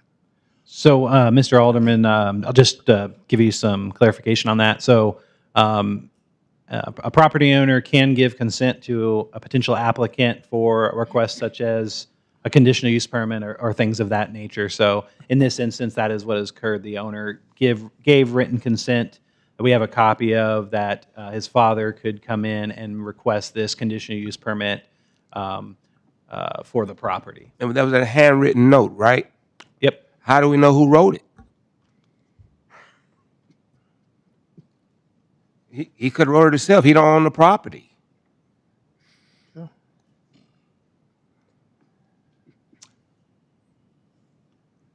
That is a valid question. That's true, yeah. Yeah.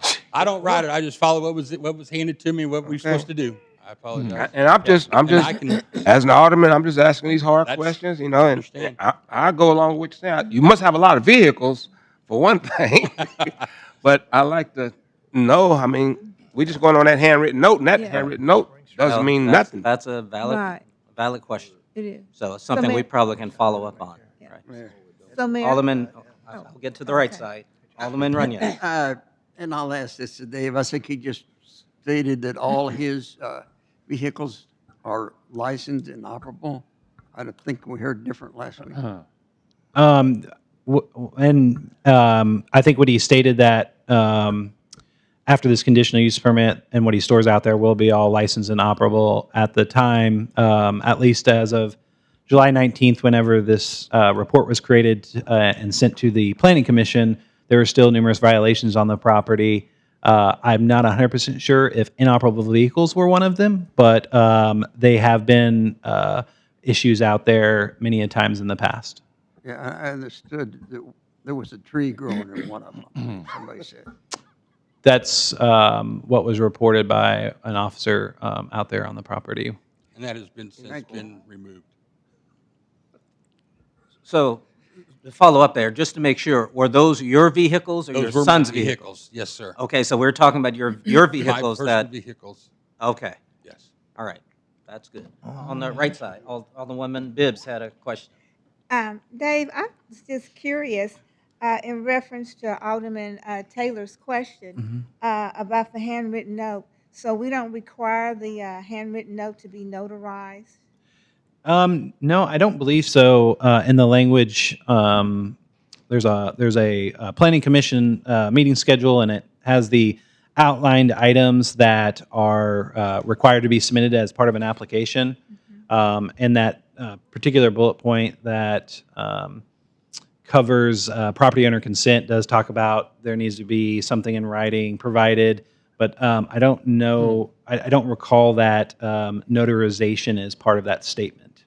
Do you think it should be? I mean, that could definitely be added to it for sure. I don't know why that couldn't. But I think historically that has not been language on that particular requirement, but that's something that definitely we could look at and circle back around with you guys on. So therefore, it wouldn't be questionable whether the person had written the note or not? Yeah, no, absolutely. Okay, thank you. Any other questions on this side? Mayor, Alderman Hartman. do you have an aerial of that view, Dave, Yeah. of the property?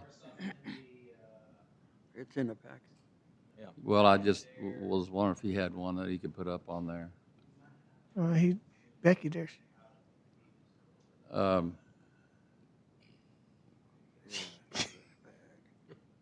Okay, does it? That was early this year. That's a Jackson County aerial that was taken about late January, early February of this year. Circle the property then, Dave. Property, I'm sorry, the tone of it's kind of light, but it's kind of outlined or covered in that light blue kind of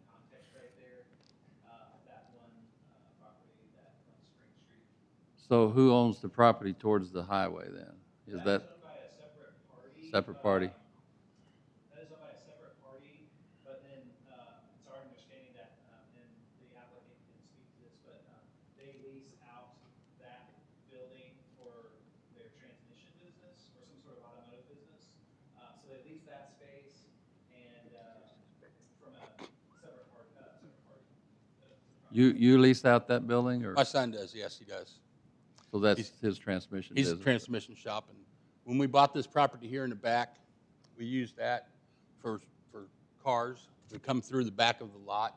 That's the purpose of buying that. So, and that was over 10 years I'm ago. just curious, who owns that property?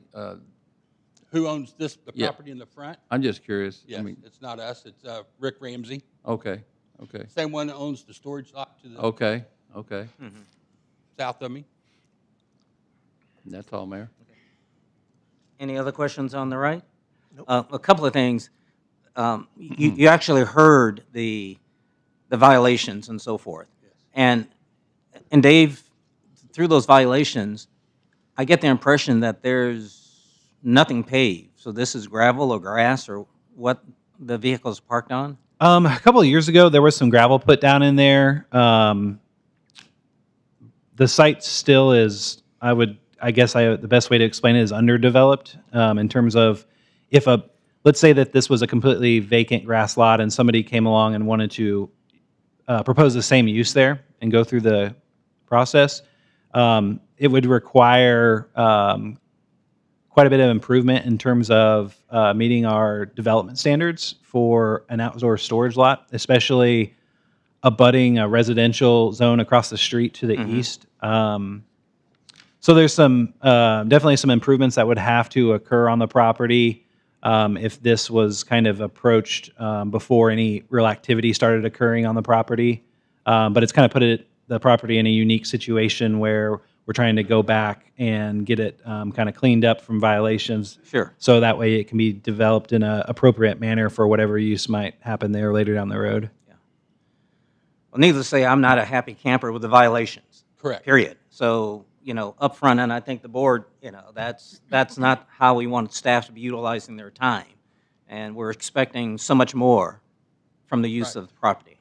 And that property, all those vehicles that are on that picture right there, it was all towed off from the city. Yeah, but see, unfortunately, the city did it. And The it city shouldn't have did do been it. the city doing it. Okay. They did do that, unfortunately. Absolutely. But all those vehicles were drivable. Okay, and again, this is a public hearing, so anybody in the public that want to address this public hearing, please step up. And the other concern is, and I've heard from the residents, is that you guys are parking on Spring Street. We And, are not parking on well, Spring Street. I hear what you're saying. I'm just saying what the residents across the street are saying, and that is a concern. It should be all contained within the area. Correct. So, fair enough. Okay. Yeah, we don't park out there on Spring Street at all. Okay. That's not, none of our vehicles are out there on Spring Street. So- I guarantee you that. Okay, thank you. Yes. Anything else from staff? Nope, that is it. And again, this is a public hearing. Anything else from the alderman on the right? Alderman on the left?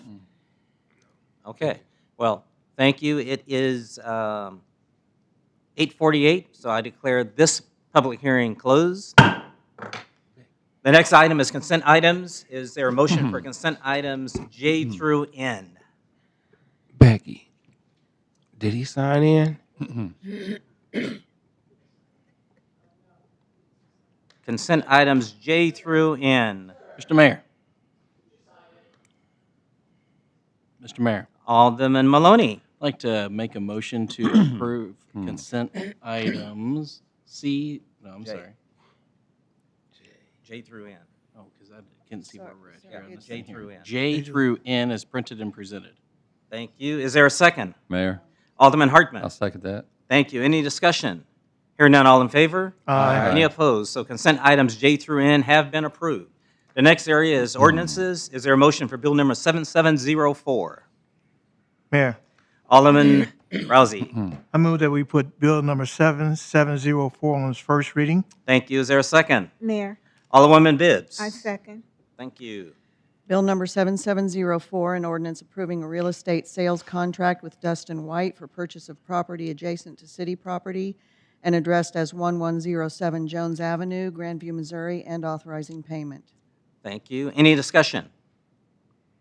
Roll call, please. Alderman Rousey. Aye. Alderwoman Bibbs. Aye. Alderman Hartman. Aye. Alderman Runyon. Aye.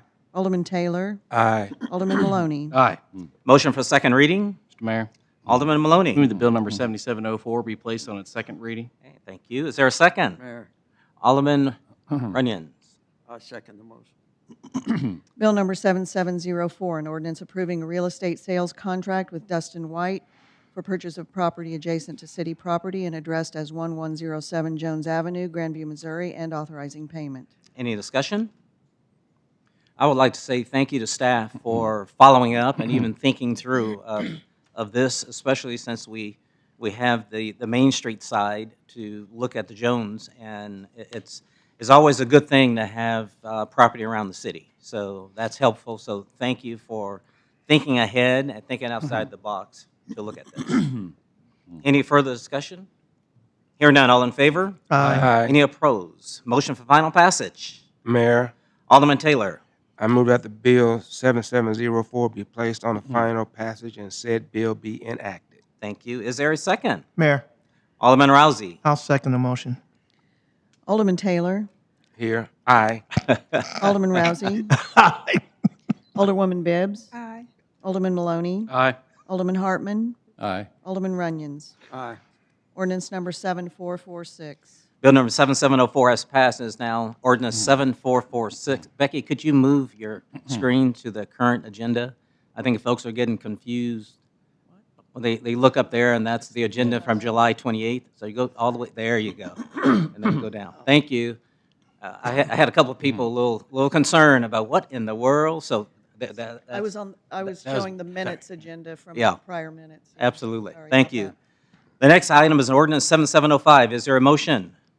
Mr. Mayor, Alderman Maloney. move that bill number 7705 be placed on its first reading. Thank you. Is there a second? Mayor, Alderman Taylor. Oh, Alderman Runyons, I'm sorry. second the motion. Thank you. Bill number 7705, an ordinance approving a planned district conceptual development plan for the construction of a 3.6-acre electrical substation at 13600 15th Street in Grandview, Jackson County, Missouri. Thank you. Any discussion? Mayor. Yes, Mayor. Alderman Taylor and then Alderman Hartman. Yes, I got a message on my phone. I've been pretty busy. I had a family reunion last week, and I apologize to Evergy about that. And the gentleman left, I think it was, I forget his name anyway. He left a message on my phone that you're gonna change the fence and put in concrete. Is that correct? Now, is that concrete blocks or cement, or is it concrete with rebar? At this point in time, let's have somebody step up to the mic, state their name and address, and do sign in and answer the question so that we will all be on the same page.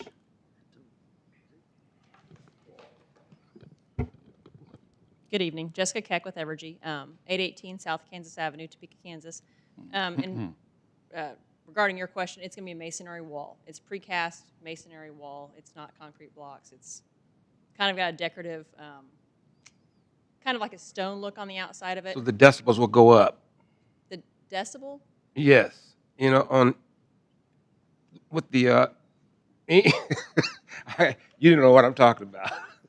From the inside the substation? Well, the when you add concrete and you have the EMF, you know, if you have, it's called attenuation. The attenuation stops the EMF by the thickness and the material like rebarb. If you have rebarb in it, then it will not go out as fast, which is they call it a decibel or something. You know, I don't know why they call it decibel. It's So, sound. If I understand correctly, you're saying that the masonry wall will help with the EMF concerns. Yes, if it's has rebarb in it, say like the rebar they were suggesting was a 170 millimeter or a 40 millimeter rebar, that would, the gentleman's not here right now, but that would reduce it quite a bit. And they call it decibels. That means very little is going through that. No, I understand. I Yeah. understand. Yes. And if EMFs are the concern, having a masonry wall in place of the fabric mesh fence that we had would reduce that. Yes. Yeah, okay, that's good. And it's going to be 9 to 10 foot, depending on the contractor that we get. And the thickness, do you know what the thickness of it is? That's what they mean by decibels. The thickness of it is the speed it will come through there. Right, and I don't know what the thickness of it. I know it's going to be, do you know, Grant, at least? Well, as long as not concrete blocks with the holes in it. No, okay, it's solid. It that's is solid. good. Okay. Yeah, I mean, there's a gate on the front side, but that's facing towards the street. Okay, because the gentleman here, I want him to hear that, and it will probably make him happy. Correct. Because he's called me a few times, and I agree with him, but Is that the gentleman that made the comments? Yes, yes, ma'am. If they put that concrete wall, I mean, concrete doesn't work well, but it's like a cement and rebar, it will work very well. And it's a solid wall, and I believe we've contacted that homeowner as well and offered to do some readings for him. So that offer still stands, and we'll contact him again. That's good. Alderman Hardman? Mayor, I've got a few comments, and I'm kind of struggling with this on the proposed handout that Evergy gave us. I've got a couple things marked here. One was, why is this new substation needed? And I understand why it's needed, because you've got some outdated equipment and stuff you need to upgrade. But in the first paragraph, it was the industrial growth expected near the intersection of 150 and Botts Road. A new substation is needed to absorb the increase in load. A new substation is also required for further commercial development in the Grandview area for the future. So I had that one marked. And I'll get to I've got a couple comments that I'll get to here in a minute. I'm just going through this. And then I had marked the impacts on the proposed site, that you had impacts on surrounding residents. I think the last one was,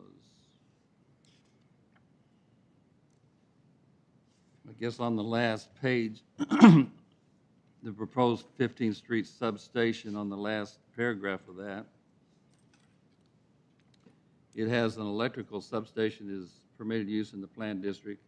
Abutting properties are mostly vacant or commercial within residential properties adjacent to the west, as there is an existing tree line between the residence and the substation property.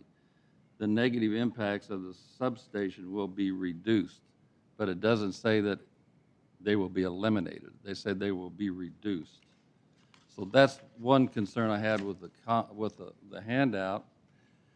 And the concerns I have, a couple concerns, and I think Alderman Taylor brought this up on the EMFs.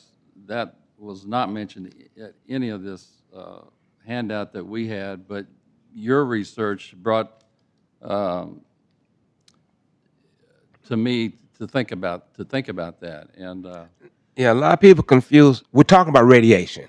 Let's just put it out there. It's radiation. They can call it energy. You can call it whatever you want, but it's radiation emitted from those from that plant. Well, I appreciate you checking that out and bringing it up at the time of the hearing, and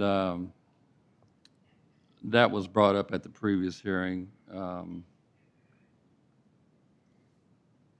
And didn't you find the research, Dale, that the substation should not be built within 300 meters or so many feet of that substation for residents? Yes, for residents, and they are only 58.6 meters away, which is way too close. Well, and then the other follow-up question on that, the 185 feet that Mr. Winslow said, that's 56 meters. His picture was in the handout here. Yeah. That was 185 feet, I think, or so from the substation. But going by that, then 800 feet past his house would cover most of suburban acres, I think. Yeah, I didn't know the people across the street did not get a notice. They should have gotten a notice. Well, that's one concern I have, and that would, to me, be the biggest concern on the residents of that suburban acres. I did get an email from Zach Sweets with Energy. I talked to him on the phone, and that was one concern I had.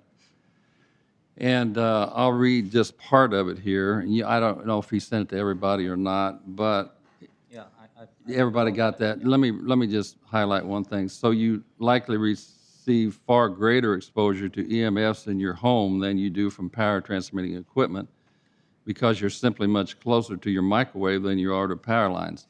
Well, that's probably true, but the way I'm thinking, you don't have your microwave on 24/7, 365 days a week. So, I mean, I don't think that's a real true comparison on maybe the harm that you might get out of these power lines or that EMFs. Like I say, I'm not that much on it. I'm just concerned about our citizens. And so that being said, like I say, your microwave is probably on 2 or 3 minutes a day, where the power lines are on 24/7. I believe the substation might have an adverse health effect on the residents being so close to this substation on this project. I don't know why this substation couldn't be built or considered to be built towards 150 when it was needed down there, as you previously stated in this, to completely keep it away from residents and have it in more of an industrial setting or away from residents. My second concern would be also, I believe the project might have an effect on the property values of the residents. If they were going to sell their house and somebody had a health issue, pacemaker, I don't know, I don't know about that, if that would have an adverse effect. I just think I wouldn't want to buy something right next to a power substation like that. That's my concerns, and I'm just more concerned about the harmful effects being close to the residents. So I know, being from a utility background, worked for the water district my entire career, we need utilities, no doubt about it. I think I would not had one problem with this if it would have been on 150, bringing the power back this way, or our growth is going to be somewhere probably on the east of 150 anyway, a lot of our growth. So I think a better spot would have been better. That's just my opinion. Thank you. Any further discussion? Roll call, please. Alderman Maloney. Aye. Alderman Runyon. Aye. Alderman Rousey. Aye. Alderman Hartman. Nay. Alderwoman Bibbs. Aye. Alderman Taylor. Nay. Motion for second reading. Mr. Mayor, Alderman Maloney. move that bill number 7705 be placed on second reading. Thank you. Is there a second? Mayor, Alderman Rousey. I'll second. Alderman Maloney. What do we have? Second reading. Discussion. Yeah. Oh, I'm sorry. Yeah, you're going to read, Yeah. and then we're going to have I need to discussion. read it. Yeah, that's okay. It's all right. I was getting ready for the votes. I was just thinking about the I hear votes. you. Okay. Bill number 7705, an ordinance approving a planned district conceptual development plan for the construction of a 3.6-acre electrical substation at 13600 15th Street in Grandview, Jackson County, Missouri. Thank you. Now, any discussion? Mr. Mayor, Alderman Maloney. Jessica, I appreciate the preliminary landscape plan here, and I just had this is a quick curiosity question here. Do you guys always use the same trees in this area for screenage? No. Come on back. We don't always use the same trees. We can use different varieties. We tend to pick ones that are easier to maintain and are easier to get established, just because of the maintenance aspect. And then we like trees that the evergreens, provide the year-round buffer, and Sure. then the deciduous trees, or the ones that lose their leaves, kind of break it up as well. I get you, because there's one of them that, the frontier elm on here really is like the top it's going to get is like 20, 25 feet or something. And it's not the toughest tree in this area. So I was just curious. The mayor's made it very clear his favorite tree are pin oak trees, and they are a very strong, tall tree. So when I think of screening, You know, and I think a screening, you know, it takes like 20, you know, I mean, this is a long-term investment. So I was just curious if maybe some hardier, taller trees, because I understand, because this, you even have some flowering trees in here, which is nice. Junipers look good year-round. The flowerings, you know, will be nice there. But, you know, I don't know if we can dig up a pin oak or two, you know, We to can add, put some add to in there. that. I'm almost positive that can happen. Okay. Thank you. How many do you want? Oh, you don't want them? I got Good. Further discussion? Mayor, I don't know if you said, how tall is the wall going to be? The wall, it's 9 to 10 foot. It depends on the manufacturer that we get, the contractor that we get to do it. They range from 9 to 10 foot tall. Thank you. Mayor? Further discussion? Mayor? Alderman Hartman. Could I have and Alderman Rousey. just my comments in the minutes of this meeting? Well, you needed to say that before because I have not written them down. If you want to write them down Yeah, I for can me, do I that can do for you. that. Yeah. Good. And problem. this is a recorded meeting, Right. but we can take care of it that way too. That'd be fine. And if you want, according to your rules of procedure, if you want your comments in the minutes, you need to address the mayor to ask for that to be done. Mayor, is that okay? Absolutely. And Okay. and if you would, just if you make copies of that, you can give that to her as well, and then that could be part of it. Make it a little bit easier. That's fine. Okay? It'll be an attachment to the minutes. Absolutely. Okay. Alderman Runyons. I would like to see it maybe in a different location, but the fact it is needed, and it's also, we're talking about 150 development. Grandview, the east side of Grandview needs that. Their grid is over 70 years old, probably 60 or 65, maybe older. And that substation that's taking care of them now, it's small, it's old, and we just need to upgrade because it could go at any time. And then we'll have a lot to take care of to get it fixed and back in order. So this is going to be 3 or 4 years down the road before this is online. Thank you. Alderman Taylor. Yes, I'm just curious also, did anyone reach out to KC Life about purchasing their property? To the east of that, there's only a road there because I drove down there, and there's quite a bit of land east of there, and you can move that over. And Well, now, it depends on what's public knowledge. So be careful on what's Yes. stated. This is being recorded. Right. Okay. That's exactly so where I was a gonna question go. like that, you want to be careful with. Right. Okay. That's where I was going to go. Okay. Is, you know, those negotiations Absolutely. were not Okay. done Yeah. years ago. or a year ago. I'll take care of you. Thank you. I'll save you there. So, no, good point. There's a lot going on. However, we're here for one purpose, and this ordinance is what we're shooting for. Any further discussion? Yeah, Mayor, I just Yes. make one more comment. I agree with you, Joe, what you said. We need this. We do need this. We need this. And my way of thinking with my comments was, we can have it. We can have it, and we can keep our residents safe.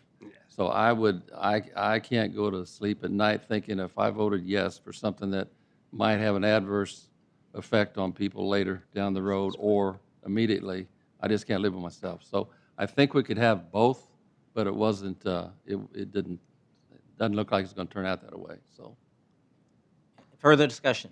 I just want to make one more comment, and Zach, thank Zach for sending the information. That was a lot of information to read, from the National Energy and comments from there, so that was helpful for me personally, so I appreciate that. Roll call, please. Alderman Maloney. Aye. Alderman Rousey. Aye. Alderman Runyons. Aye. Alderman Taylor. Nay. Alderwoman Bibbs. Nay. Alderman Hartman. Nay. And as mayor, I said aye. Motion for final passage. Mr. Mayor. Alderman Maloney. Move that bill number 7705 be placed on final passage and said bill be enacted. Thank you. Is there a second? Mayor, Alderman Rousey. I'll second. Alderman Maloney. Aye. Alderman Rousey. Aye. Alderman Runyons. Aye. Alderman Hartman. Nay. Alderwoman Bibbs. Nay. Alderman Taylor. Nay. And the mayor's yes. Ordinance number 7447. So Bill number 7705 has passed, is now ordinance 7447. The next item is other business, and let's start with my left. Any other business that you on the left have? No, sir. Really? Alderman Maloney. Oh, let's Alderman Runyons. Update on the Kansas City Southern Trestle. I think you talking about we'd have it out for bid by the end of August. Yeah, I'm pretty sure McKinsey reached out to you as well. We're meeting to discuss in details, but they like the design Trans Systems came up with, and they pass it along to their design architect, I would say. So it's no longer in their hands, it's in the hands of their contractors. So we're waiting for their approval any minute at this point, but we'll get into the details when I see you guys probably this week or next week. Okay, thank you. Thank you. Good. Alderman Maloney? Yes, Mr. Mayor, I had a question for staff. When it comes to, we had several public hearings tonight here, so when it comes to next steps, are any or all of them going to be coming to us in a work session to further discuss before coming to a regular session?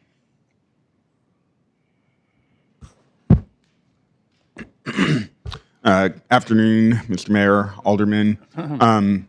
As it relates to whether or not any of these will be coming before you in a work session, we certainly can. We don't have those scheduled at this time for these particular items to be coming before you for a work session. But if you deem that that is necessary, we certainly will work with the applicants to ensure that you have a work session so that way you can get any additional questions that you may have answered prior to being able to vote on those. Gotcha. Because just this, I'm only speaking for myself as an alderman. The first one with the possible duplexes, there was a lot of information there, and I would love to hear a little bit more from the developer about financing, because I am worried about, Mr. Dale brought up a lot of great conversation about, that's a lot of infrastructure. He didn't go into detail about his finances, so it makes me very concerned about doing even just the zoning change unless, I can kind of see the bigger picture on there. I'm just only speaking for myself, but, I would love to maybe have a little bit further detail on that particular one. The other two were pretty kind of self-explanatory, but the other one is kind of a big change for that corridor, so. So happy to address that, Alderman Maloney. If this is the board's desire, we're happy to invite them, but they may not be available next Tuesday, but it needs to be scheduled, obviously. I'm just looking at the nods. If this is an interest. Interested?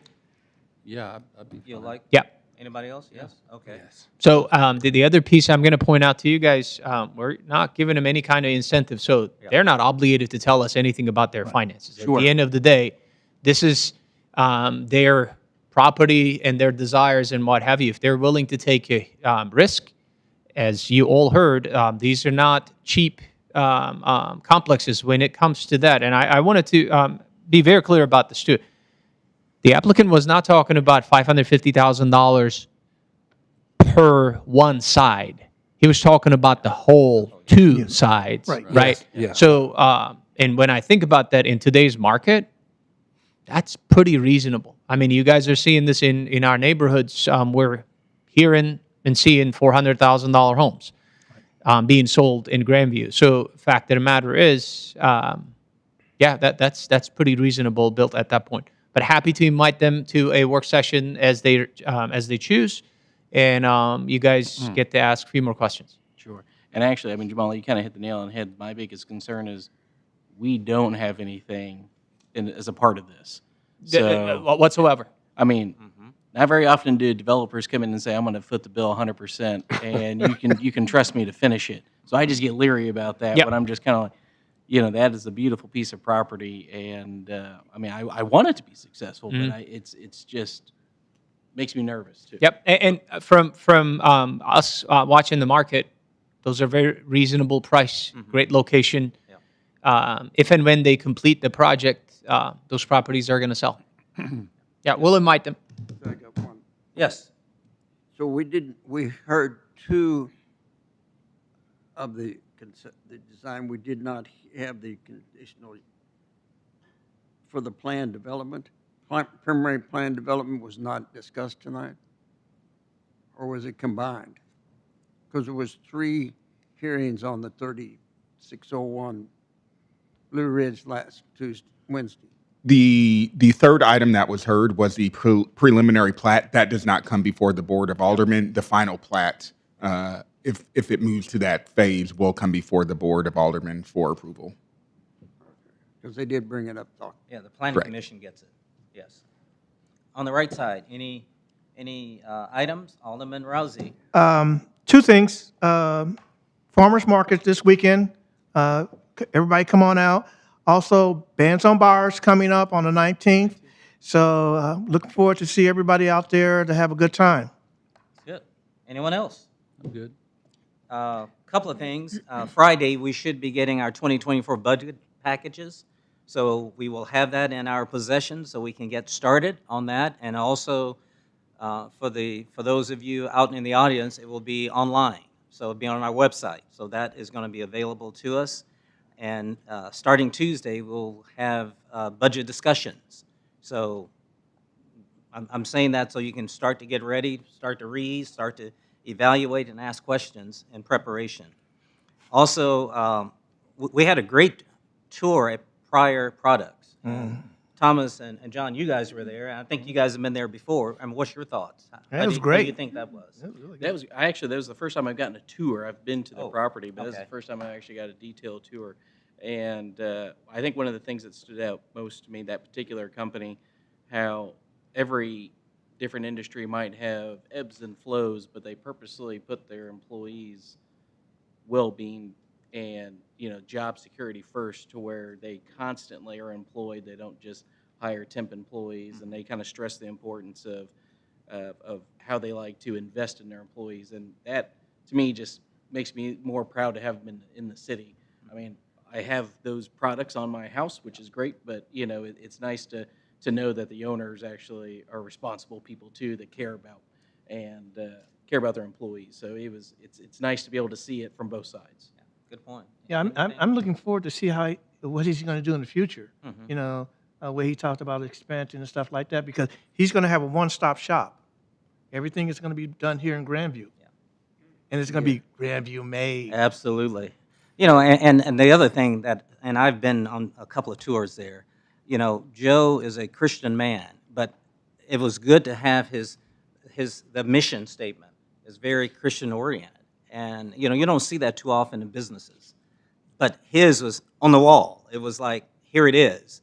And I thought that was good. So, I'm looking forward to what Joe and group does next, but that was a very, very good tour. We've got a ribbon cutting for Kapinstries on Thursday at noon. So looking forward to that. The Mexican restaurant right over here on the East Outer Road, that will be at noon. So on Thursday, looking forward to that. We have Coffee with a Cop also on Thursday at 10 o'clock.